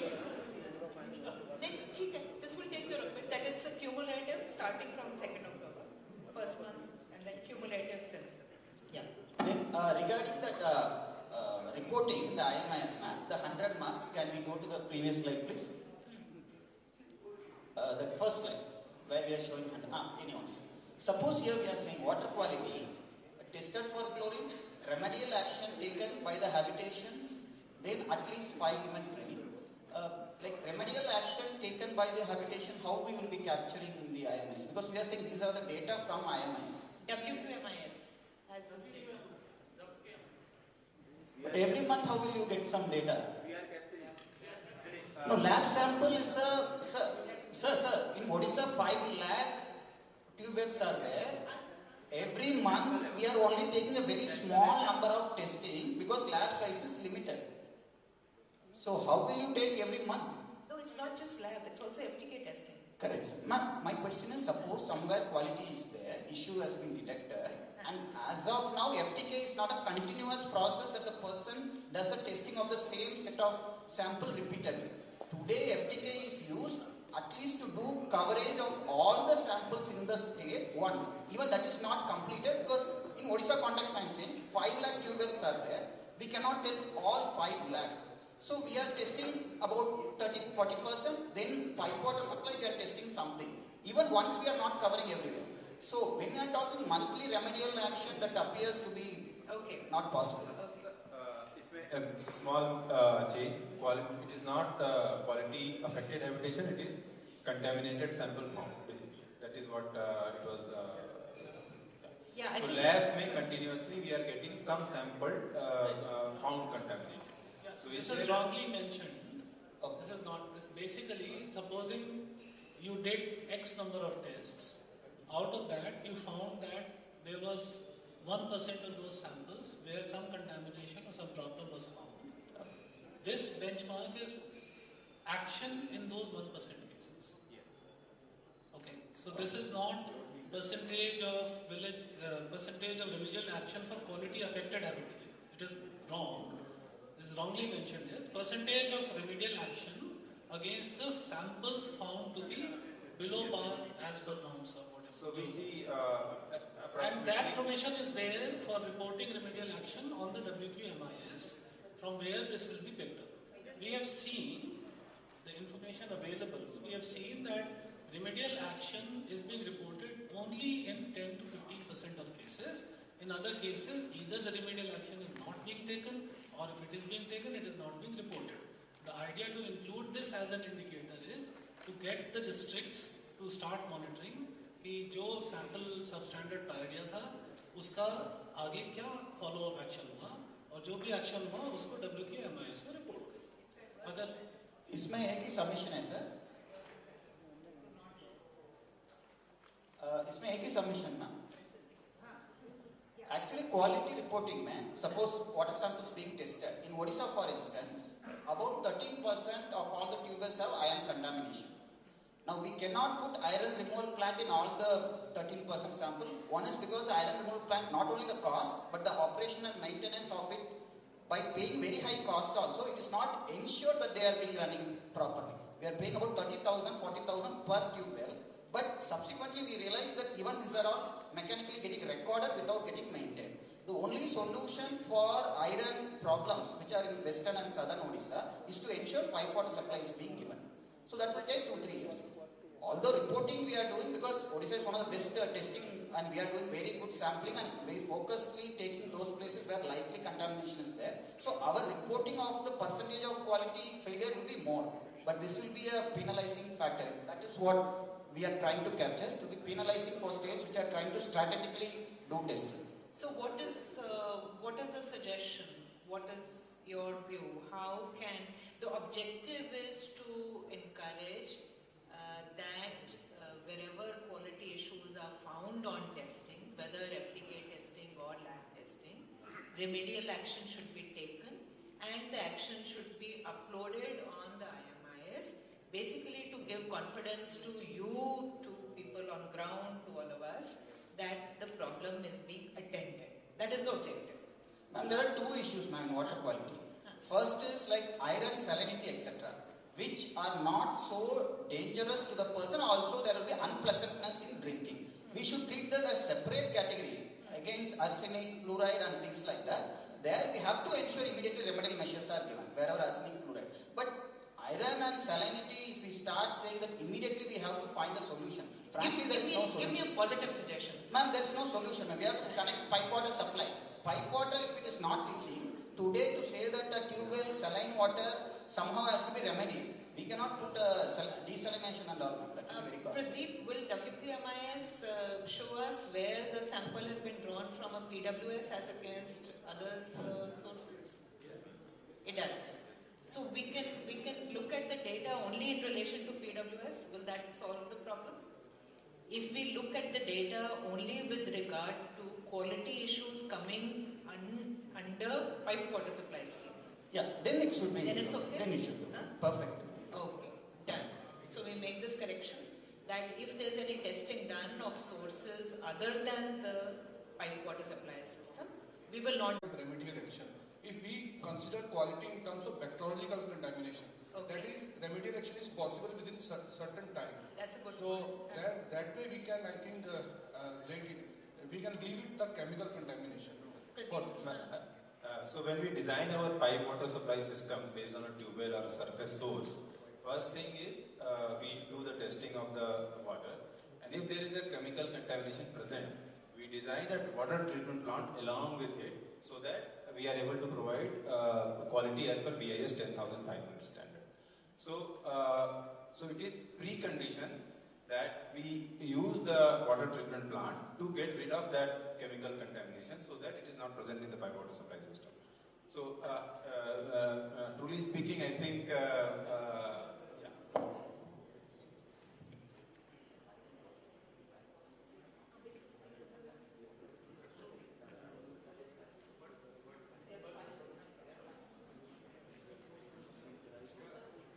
You are right, because what I mean to say is the immediate remedial action that we need to take for, say, within 1 month or within a week for bacteriological quality, that action has been taken and it has been rectified.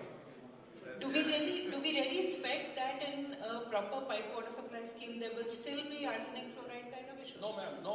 नहीं होंगे ना? Yeah. तो फिर जब हम कह रहे हैं कि we will restrict our entries only to those that emanate from PWS, and maybe PWS, maybe we can look only at the distribution point. उसमें अलग-अलग points पे दिख रहा है.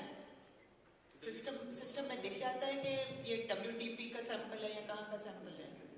डिलीवरी पॉइंट का कि हाउसहोल्ड का सैंपल तो हाउसहोल्ड का.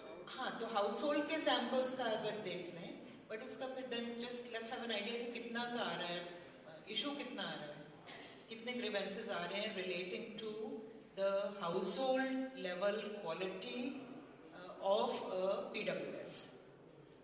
Where do you take sample in a PWS system? Do you take sample after the WTP or before the WTP? No, we take from the outlet, from the tap. Outlet. It's always on the outlet. After the WTP only. So there is no question of the raw water being there.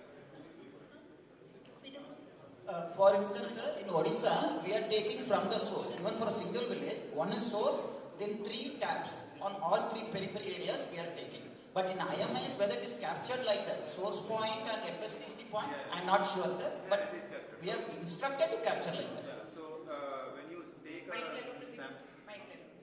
take a sample, there is list provided, household sample, hand pump, well, or some other source. So you take that. Yes. But when you are taking a sample from pipe water supply, suppose there is a treatment plant, some kind of treatment plant is available. So it's always on the downstream side that you will take sample at the source for that pipe water. Yes. It's never the raw water. Correct, sir. Correct. So chemical contamination should not be present. So if it is present, then the system it's a more serious issue. Correct. It's much more serious issue than taking a remedial action.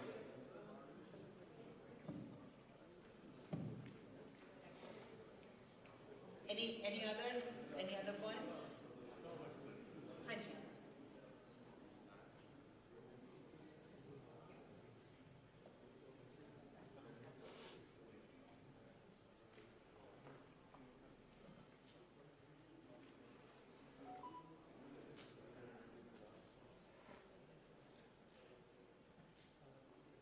This whole process are based on FSTC and quality. All the MPS takes at least 24 months to 30 months. So all these districts will be out of this competition, number 1. So we have to factor in MPS also in this process of awarding, number 1. Number 2, suggestion is innovation can be a separate category. Instead of putting some weightage in district performance, innovation can be at a state level. Thank you. Good point. MPS का जहाँ तक संबंध है, we recognize that there are a large number of multi-village schemes all over the country and they take a little time. But what we have found is that multi-village schemes में भी district administration की अगर support रहे तो they can move faster. There are land issues, there are clearance issues, there are issues of right of way, etc. So it doesn't matter कि वो 24 महीने ले रहे हैं. If the districts actually work to get a faster outcome, they will get awarded for it. अगर delay होगा, they will suffer for it. But we hope that if you can energize them कि थोड़ा सा और उसको जल्दी से काम करा लें. Reaching the water up to that level, also they can play a role, but certainly in getting the in-village distribution systems put in quickly and other quality parameters, etc., they would have a big role. So, if you want to suggest something else for multi-village schemes, we can consider that.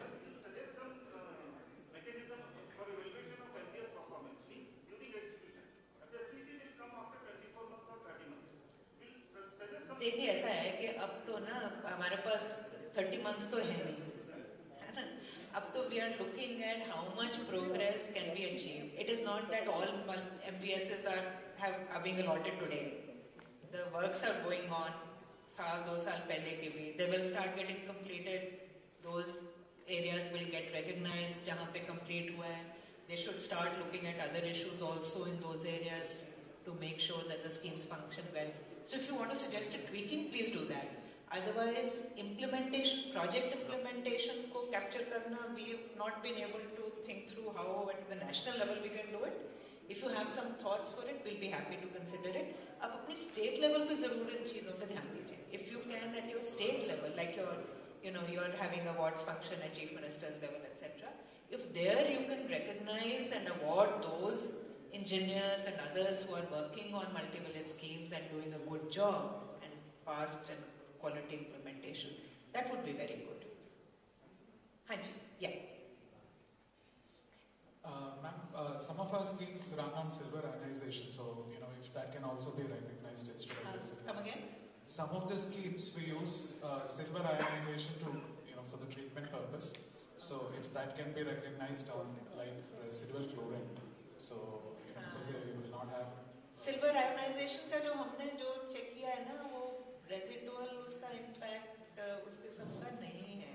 If there is any problem in the distribution system, it will still throw up a problem.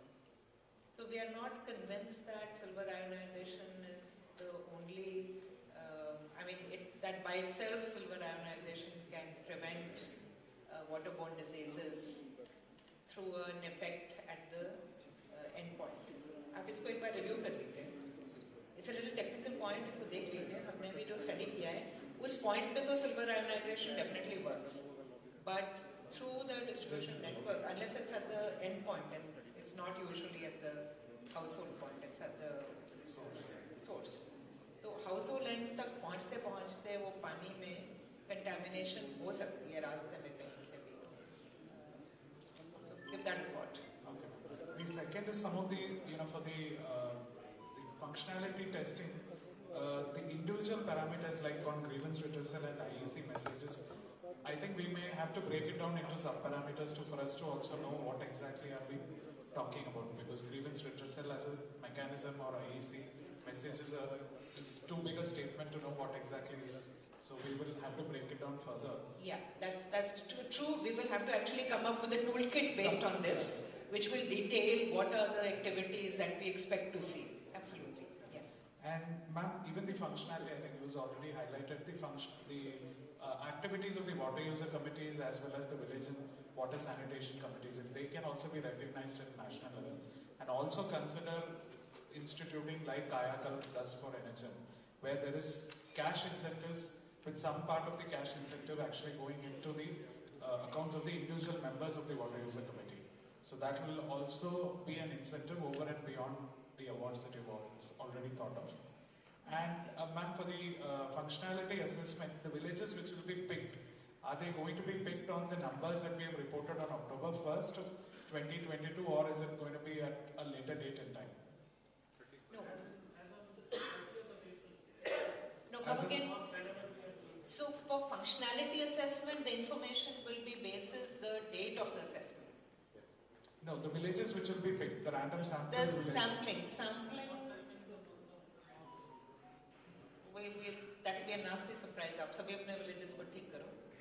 No, the reason why I ask is because if we report a lot of villages around March and April, and suddenly we have an inspection in the month of May, that may still be the time when we have actually just been doing trial runs and not really handed over to the villages as such, or the water user committees as such, because we have a policy of about 3 months trial run.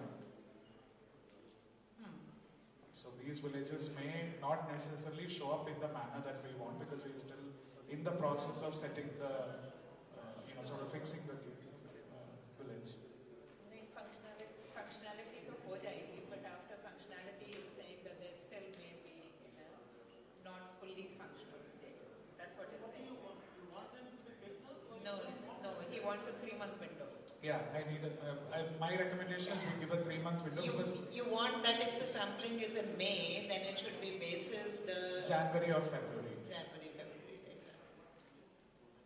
We can certainly consider giving some window, but whether it be 3 months or it could be a weightage that you take 60% of all villages from which are reported before January, February, and then percentage. We could consider that. We could consider a stratified sampling basis that would be done. Okay. Sure. Yeah. Madam, my point. Mic le lo aapna.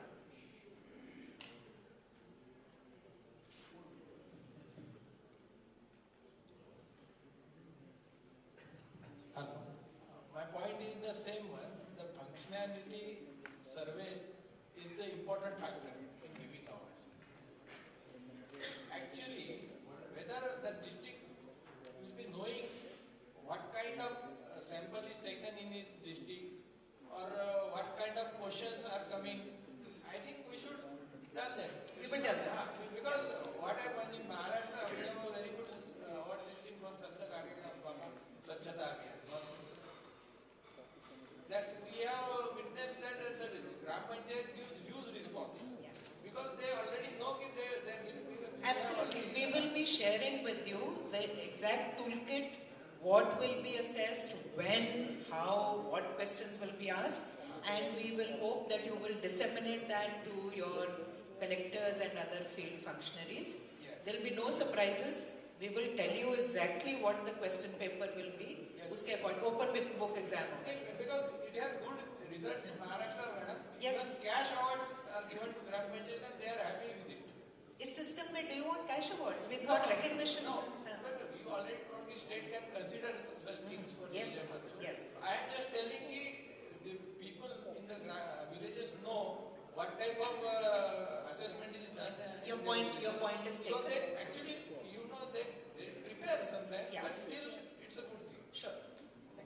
Any views on cash award? Do you think cash award is a good idea? Please send the mic there. Gujarat.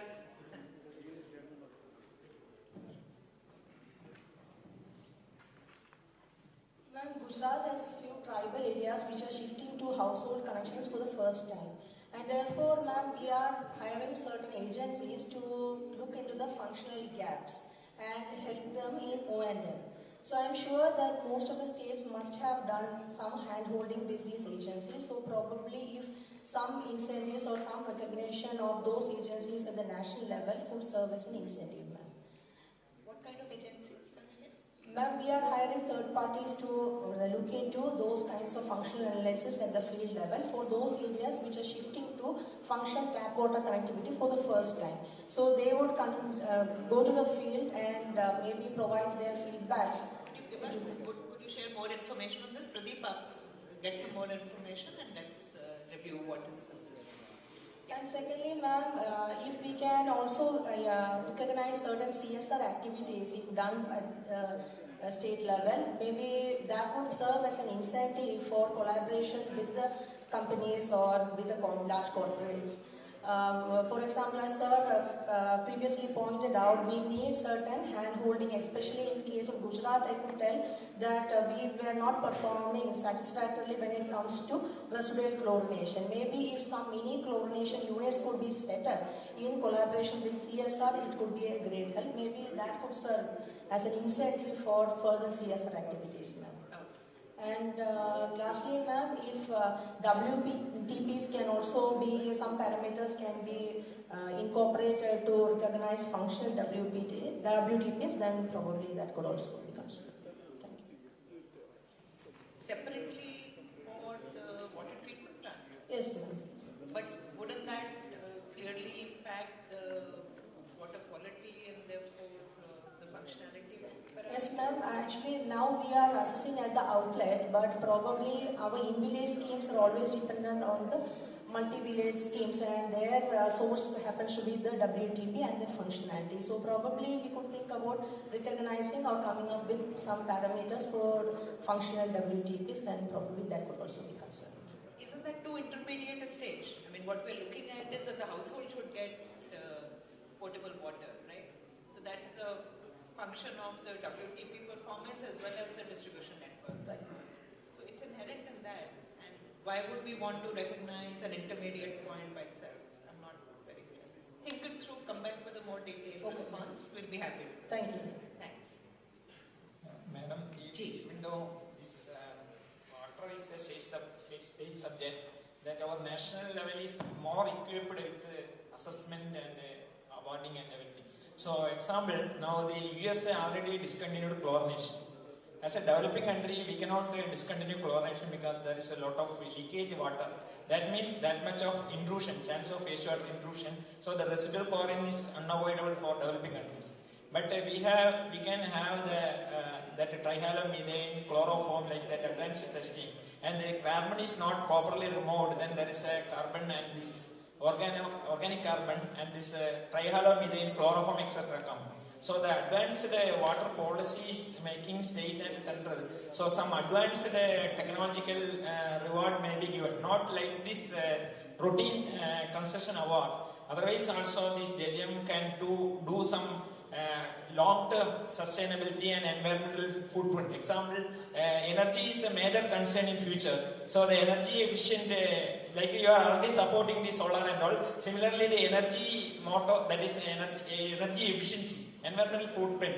And also you can add that the alum is adding. And this recycling means our water sources are protected, rivers are protected. Because always we are making treatment plant in the upper side of the river, and the alum and all the sludge is discharging to the river. I'm interrupting you in the interest of time.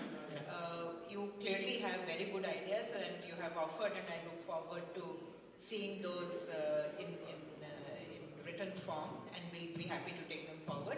As you all know, NJJM does encourage and support innovation. There are various challenges, but also there is an ongoing mechanism by which anyone with a new technology can apply. There is a committee co-chaired by the PSA and the department where we look at these things and support innovations. Let us know your thoughts around all these issues. Thank you. Should we move on if we are done with the feedback? Yeah. Yeah. Take the mic. Take the mic.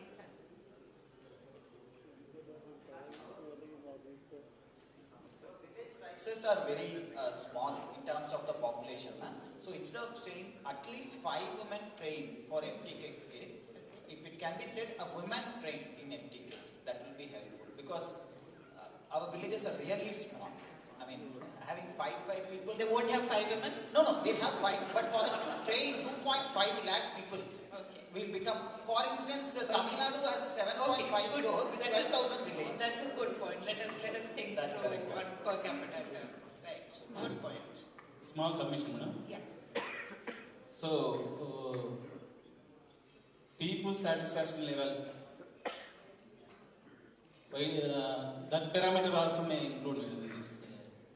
Satisfaction level is assessed in the functionality assessment, which overall service levels. Yeah, that is done at the during the functionality. Yes. जैसे अभी जो आपको report दी थी, उसमें there were those kind of inputs. Yes, yes, ma'am. Yeah. Thank you. Yeah.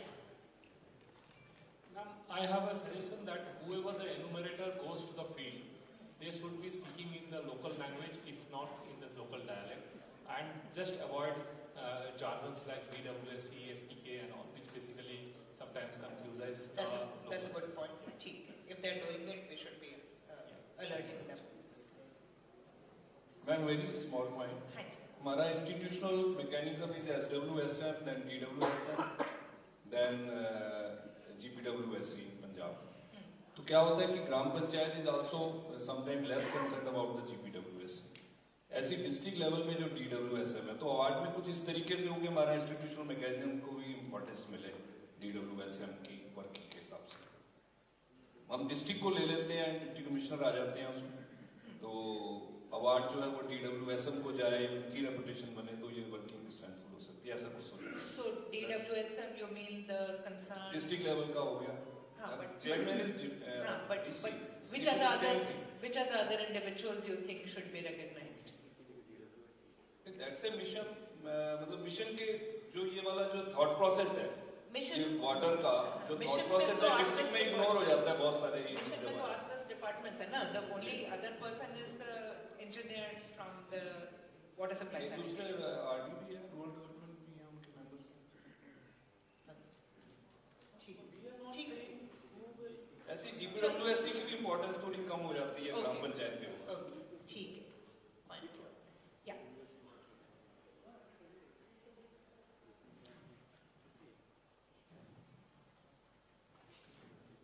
Ma'am मेरी एक request है कि लास्ट टाइम जो फंक्शनलिटी असेसमेंट रिपोर्ट आई थी, तो इस बार जो रिपोर्ट आई है which is much better than that and it is really worth appreciating और इसका सबको बेनिफिट होगा.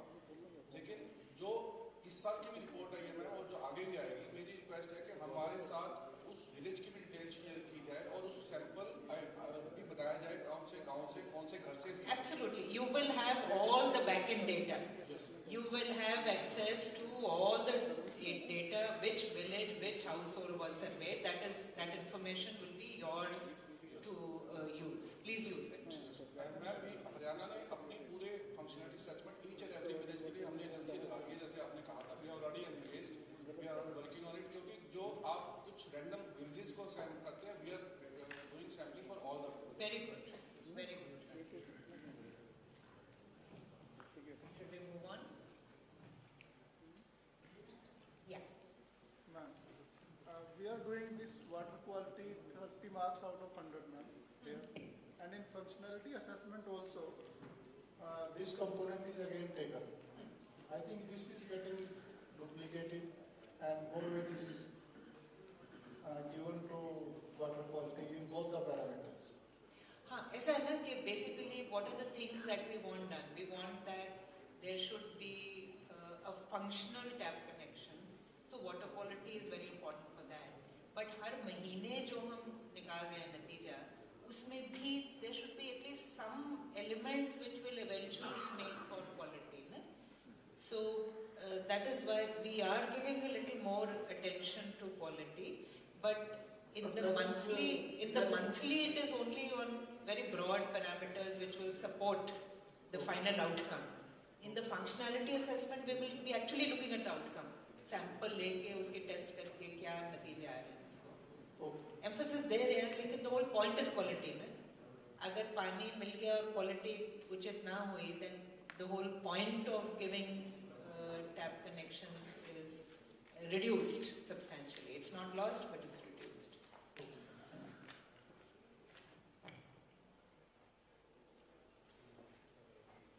Chaliye, what is your next session? I think you want to quickly explain your.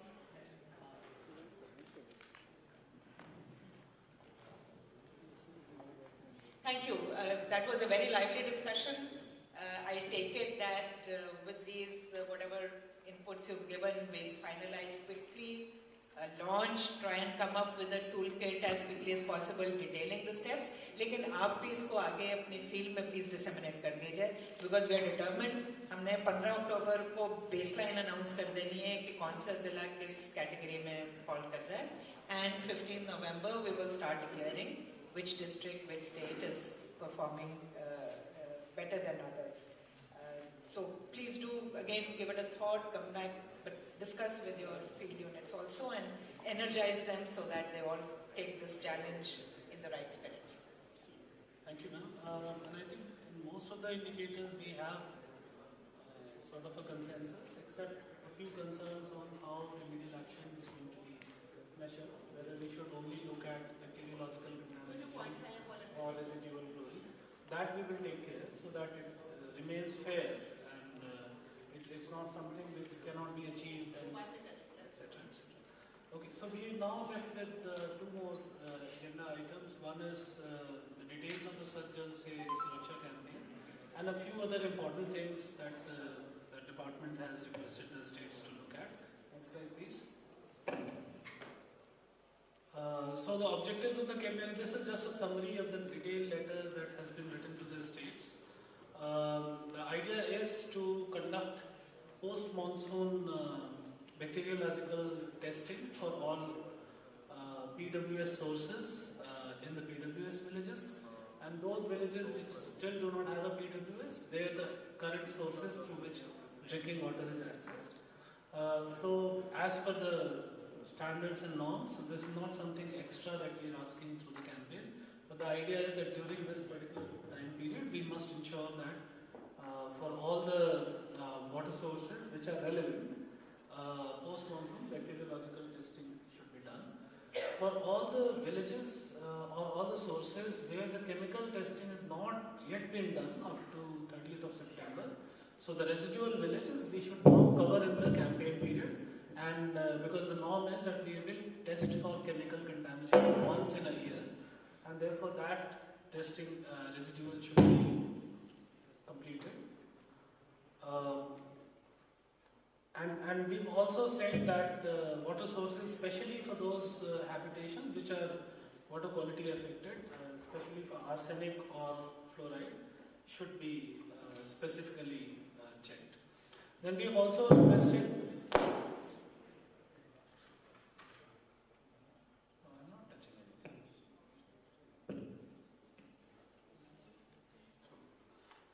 We've also requested that FTKs should be used for testing. So water sources can be tested either through FTKs, or through the labs. No, I'm not touching anything. So there should be testing at the household level as well as at schools and Anganwadis. Some other mic which is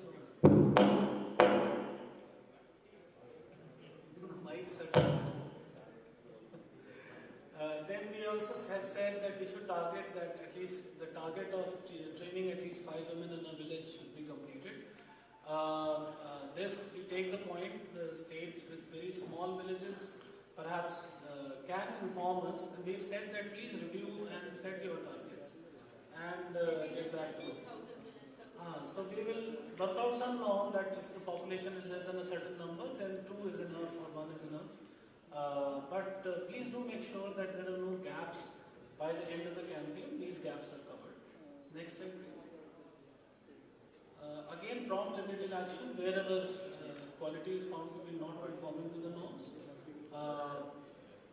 Then all quality affected habitations. This is a repeat of earlier instructions that we must make arrangements with temporary solutions for 8 to 10 LPCD during the campaign, and also at least approve and award all works required for providing a permanent solution.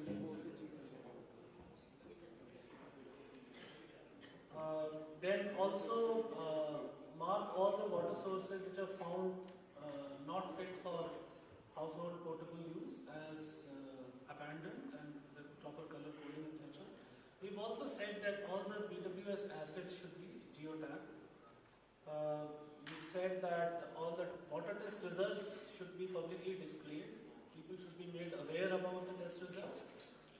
And reporting assessment of progress and performance will be based on the data reported on the water quality MIS. Next. this we have shared with the state shows 21-22 what was the extent of testing, percentage of villages where water quality testing was done through labs. Next please. This is this year's status. Last year we had Lakshadweep having 100% testing and lots of states in 90 to 100%. We only halfway past this year. Therefore, I'm sure things will improve and the states will move beyond 75%. As of now, there is no state beyond 75%. Next, please. This is in terms of FTKs. So 21-22. There were lots of states which were at 0 to 25%. We request that through the actions through this campaign, most of the states should move to the higher quarters. Next, please. As you can see, 22-23, lots of states are in 0 to 10%. None of the states except for Nagaland is beyond 50%. So the idea is that all the states should go towards the right side of the table during the campaign. Next, please. This is the status of women trained in WQMIS. As reported on WQMIS, about 50Ks. So percentage of villages where we have seen at least 5 women trained. Of course, you can adopt, we will share with you some revised benchmarks so that this unnecessary training, of course, we should avoid. But still, for us to review if there are any gaps, those must be covered during the campaign. Next, please. These are the 3 states where we have arsenic-affected habitations. Now, on the request of the states, we have made a provision in the IMIS to also record other temporary solutions apart from CWPPs. So, for example, for Punjab, perhaps it's a matter of recording those interventions on the IMS so that these can be reported as covered. So that provision has been made, and West Bengal there is some residual work to be done. So the idea is by the end of the campaign period, at least these 231 and 47 should be covered. Next, please. Again, for fluoride, there are a few states where action is still pending, like Chandigarh, Maharashtra, Odisha, Punjab, Rajasthan, and West Bengal. So, over the next 3 months, please make sure that at least the temporary solutions are provided, temporary measures are put in place, and are reported and recorded on the IMIS and WQMIS, so that we can confidently claim that we have at least made arrangements for 8 to 10 LVCT, even in the arsenic and fluoride affected habitations. Next. We've also said that we must focus on, we'll be taking a relook in those villages where the habitations were classified as quality affected. Let us do the testing very, very conscientiously so that we are confident that the current sources that we are using for water supply are not drawing water from the same source or aquifer, therefore leading to all kinds of problems. So please review this while you plan for your testing numbers, etc. Please take a look at this. All this information, the list, etc. is already available on the WQMIS and the IMIS reports. Next, please. We also mentioned in the letter that the performance during the campaign will be given due weightage for Jal Jeevan awards. So ma'am, as we were saying, 400 plus 400 was adding up to only 800. Maybe we can add 100 for performance during the Swachh Jal Se Suraksha campaign on the, at least at the state level rankings, so that, or maybe even at the district level if we can work it out. So that this campaign, whatever we do, gives credit to the districts and the states where you achieve as per the 100% targets or the proportionate credit based on the achievements. So we have just suggested, and this we have circulated. If you have any feedback and concerns, please get back to us. We are open to revising this. Next, please. So this is what our request is. Please review what are your targets so that you don't miss out on any of the targets. We have the numbers. We will be sharing the numbers with you. But please do, as was pointed out in Odisha, our numbers might be exaggerated. You may not require that many trainings. Please review what are your targets, what is it that you have to achieve, and then plan and try and implement and achieve that by 26th of January. please ensure that sample collection mechanisms and testing facilities are functional, consumables, etc. are available, kits are available so that those tests can be done and testing targets can be achieved. Next please. Geotagging, we are going to release a new version of the JJM mobile app, most likely on 15th of October, which will have a feature for geotagging all assets of a pipe water supply scheme. So far we have been focusing only on geotagging of sources. In fact, I was just reviewing that, and we only have geotagged information for hand pumps which were tagged at the time of NWDRP. जब से JJM की schemes आई है उनकी कोई खास geotagging हमारे पास है नहीं, and therefore geotagging is another way of making sure that all those components which are supposed to be coming up in parallel have come up or not. So we will come back to you as and when we release the app. We'll have a separate session in terms of how to operate, and this is going to take the user level one level below. So even the sub-engineers and junior engineers will then be able to act as users and do the tagging, etc.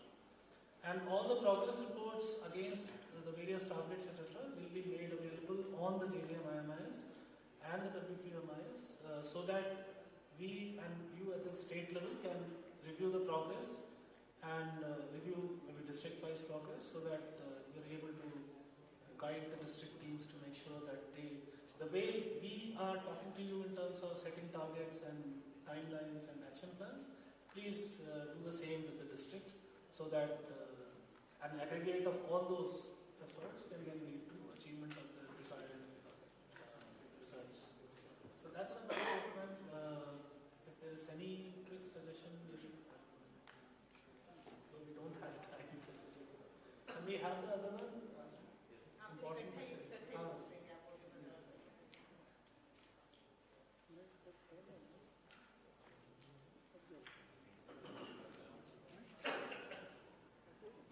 Okay, so there are a few issues which we wanted your attention on. One is a reference that we have sent to you, requesting you to work with your technical education department, perhaps, to take advantage of the AICTE's internship program, under which it is provided that the engineering graduates over a period of 4 years have to do 6 months of internship. And therefore, let's try and take advantage of it. There is an online portal of AICTE which can be used for finding out who are the interns available and then tapping them into the JJM systems. So wherever you have deficit of engineers, the interns can very well be deployed to help the assistant engineers or even the junior engineers. It will be useful for us in terms of getting additional hands, and it will be really useful for the students also to get exposure to an important government scheme and program and see the program live in action. So we've requested that please try and work it out and let us know the numbers. We're looking forward to hearing from the states, any feedbacks, any challenges that you face, and please, we've circulated a Google sheet for assessing the numbers that you are able to come up with. Please populate that Google sheet so that we have an idea. And if there's any issue where you think that we need to take it up with the Department of Higher Education here in the Government of India, please do let us know so that we can take it up accordingly. Next, please. We have also advised the states that from January onwards, the National JJM will not be organizing any L3 trainings. All L3 trainings will be organized only at the state level. We have also said that all the KRCs for L3 trainings, which have been empaneled by us, the states can choose to use them at the rates which are declared by the NJJM for national level trainings. You can use those rates as ceilings. And because there are a few states which have come back to us saying that your rates are too high, we can get the training done in less amount. So if you can get it done in lesser amount, please go ahead. Just make sure that the training quality doesn't suffer. And so L3 level trainings as per your annual action plans, please plan and get it going, because we are only taking, in the month of June we had decided that we will only take at the most 2 trainings per KRC at the national level. Many of these KRCs have not even done 1 training, and we are not very keen on LC training from the national level. So it should be completely owned up at the state level. So we request you to please review this and see if the empaneled KRCs are adequate, are suitable, have a presence in your state. If not, you will have to empanel your own level 3 KRCs and get it going. Otherwise, it will remain a gap, because we are not going to do it from the central level. For L1 and L2, of course, we will seek your support for nominations as and when our training calendars are announced. There are 2 water technologies which came up through that innovation process, where we had advised the states that these technologies can be deployed in the JJM system. We have done a recent review and we have found that these 2 technologies are actually applicable or useful at the household level. And since the JJM is all about pipe water supply schemes, directly they do not, so to say, fall under the ambit of JJM. So what we have advised is that these technologies should not be deployed using JJM funds. We should be deployed at the household level, maybe during the disaster situations when your pipe water supply scheme is disrupted or there is some problem, and there again, if it is deployed during disaster situations, the STRF and other resources can be used for such deployment. But since it doesn't lead to any augmentation, improvement in the PWS infrastructure per se, so these 2 technologies, which are suitable only at the household level, should not be deployed using the JJM funds. And please keep an eye on it. We are doing an extensive review of all the technologies that have been approved in the past, and we will be coming up with more and more communications on this. We've also done a lot of features and facilities in the IMIS, for which Pradeep has written to all the states. That letter may have reached you. It was issued only yesterday, so I don't claim that you may have seen it, because you may have already started to attend this workshop. When you go back, please take a look. For all the instructions that we have, all the amendments to the guidelines, the approved cost and community contribution, how it is to be assessed, a whole lot of clarifications that have been issued. We have tried to incorporate all that to reflect on the IMIS. And that letter is accompanied by a small manual, including screenshots of the screens, how to use these features. It also includes the feature that if in a village you have covered 100%, but the village has a few more households. Right now we used to do YTU, but now the system will allow that you can record. In October, we are again going to have the JJM mobile app version 2, which will have more features for Har Ghar Jal certification and verification of data. So that will come back to you as we release that application. So please do go through these IMIS modifications, and please let us know if there is anything that is not clear. If you would like us to organize some sort of an orientation for your state and for your users, we will be very happy to. Thank you so much. I believe I have covered everything. Directors में से कोई आपका point रह तो नहीं है? Okay. Thank you. Okay.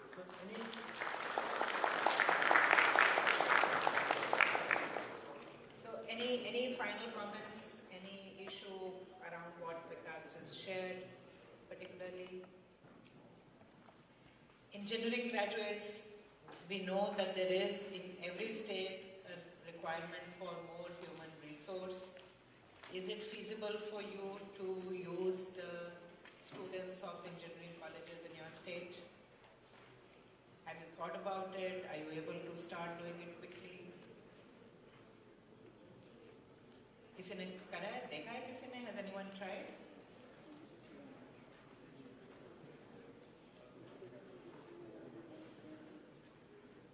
After graduation, we are taking as volunteers 6 months. So in the curriculum, they are very busy and they cannot involve much work. So after completion, in the curriculum, there is a provision. AICTE has a provision for a 6-month internship. Can you work with your higher education departments to operationalize that? Thank you. 3 साल पहले ना पंजाब में the policy was made engineering का जो training होता है 6 month का. We made a program. They got the training from our department. We certified them and we paid the incentive also. And we got them to work in the rural villages. We allocated them villages. उसका सारा decide किया हुआ था. Did it work well? ठीक रहा था काम मतलब fruitful था. Good. So, would others also like to take it forward? We can share whatever. If you have any instructions, a letter or something, or some report to share, please share it on the group Depada. Not only internship, ma'am, we have taken impact assessment and also functional assessment by the business schools. Okay. So our APES committee has approved it. Already we have communicated to all the schools and colleges and also reputed business schools. Very good, very good. Engineering manpower. Can you take on more?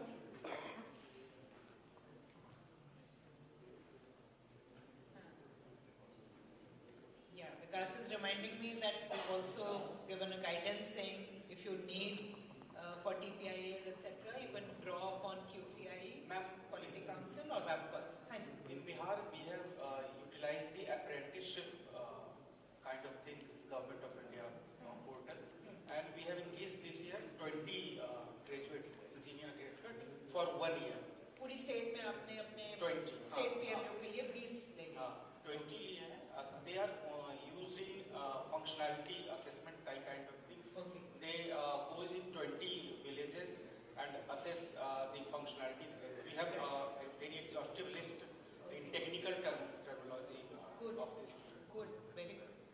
In which we get 50% from Government of India and give 50% from RQT. District level पे भी ले जाइए. Can we not do more? It is at district level. Currently, we get 20 engineer graduates for 1 year. Okay. हाँ जी, हरियाणा ने किया है कुछ?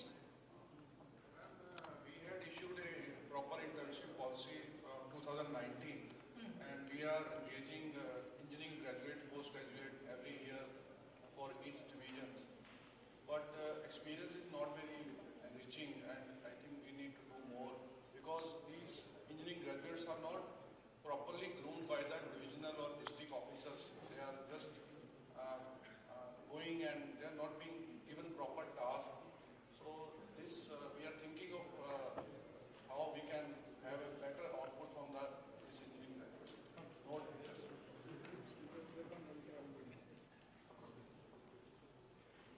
चलिए, we just request everyone, please give it your thought. You know, हमने annual action plan बनाते वक्त भी we had discussed this. There is a need to bring in more technical manpower. Do it through participation with the skill development side for skilling in villages, but we also need engineering strength. So please augment whatever you have through not just TPIAs, not just through your state and district PMUs. Also see if you would like to use your own students, and that will give them practical knowledge and add to your strength. Any other issue that anyone wants to raise now before we close? कुछ भी जो भी discuss हुआ है या जो नहीं भी डिस्कस हुआ, if anything at all which is striking you at this point.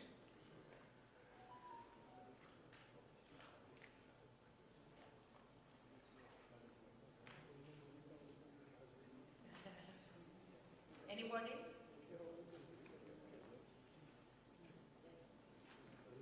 Okay, we've had a very fruitful discussion today. Great day. Good arrangements by. Thank you very much. Thank you very much. Sir, we have only few minutes left to conclude this conference. I request our Honorable Principal Secretary Shri D.K. Tiwari sir to present a token of respect to Ma'am Vini Mahajan ji. Just a memento before we come for vote of thanks. Mr. D.K. Tiwari sir, just a medal. Punjab culture. Thank you so much, sir. Similarly, I request D.K. Tiwari sir to present a memento, a token of love and affection to Shri Vikas Sheet sir. Hanji, ma'am has been DC Sharper, so she knows this is the craft of Sharper. D.K. Tiwari sir, thank you very much. I respect your involvement, depth of participation, and we will not leave any stone unturned to entertain you, to refresh you after this through our cultural program. Now I request Honorable Shri Pradeep Singh ji to come on dais and propose a vote of thanks. Honorable Director sir, Shri Pradeep Singh sir, to please come on the stage and propose a vote of thanks for this conference. I think, ma'am, we could do our the participation showed it was a very successful conference. It is all due to you, ma'am, and I request Pradeep Singh sir to please propose a vote of thanks.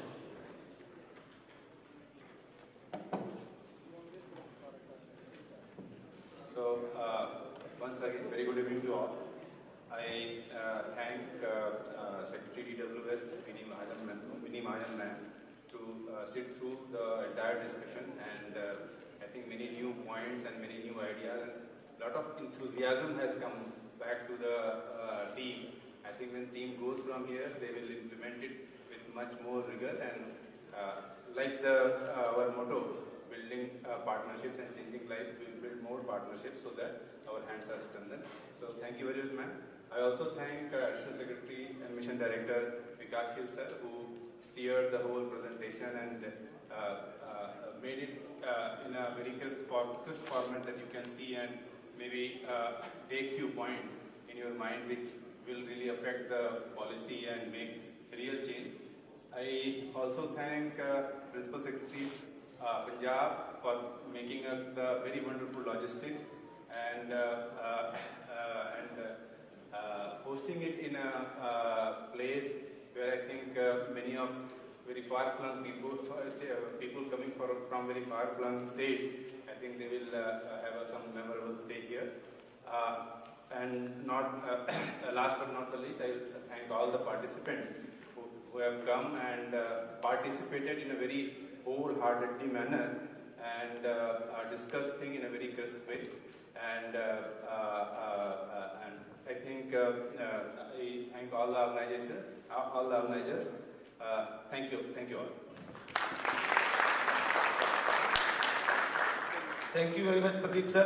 Sir, we also welcome Honorable Deputy Commissioner Mohali, Shri Amit Talwar ji and his entire team. He has joined us, and I request you, to all of you, to reassemble this hall at 8 p.m. for our cultural evening, and we would try our level best to give the entertainment of all states. So my request is to be present 8 o'clock, 8 p.m. Thank you very much for this session. Thank you.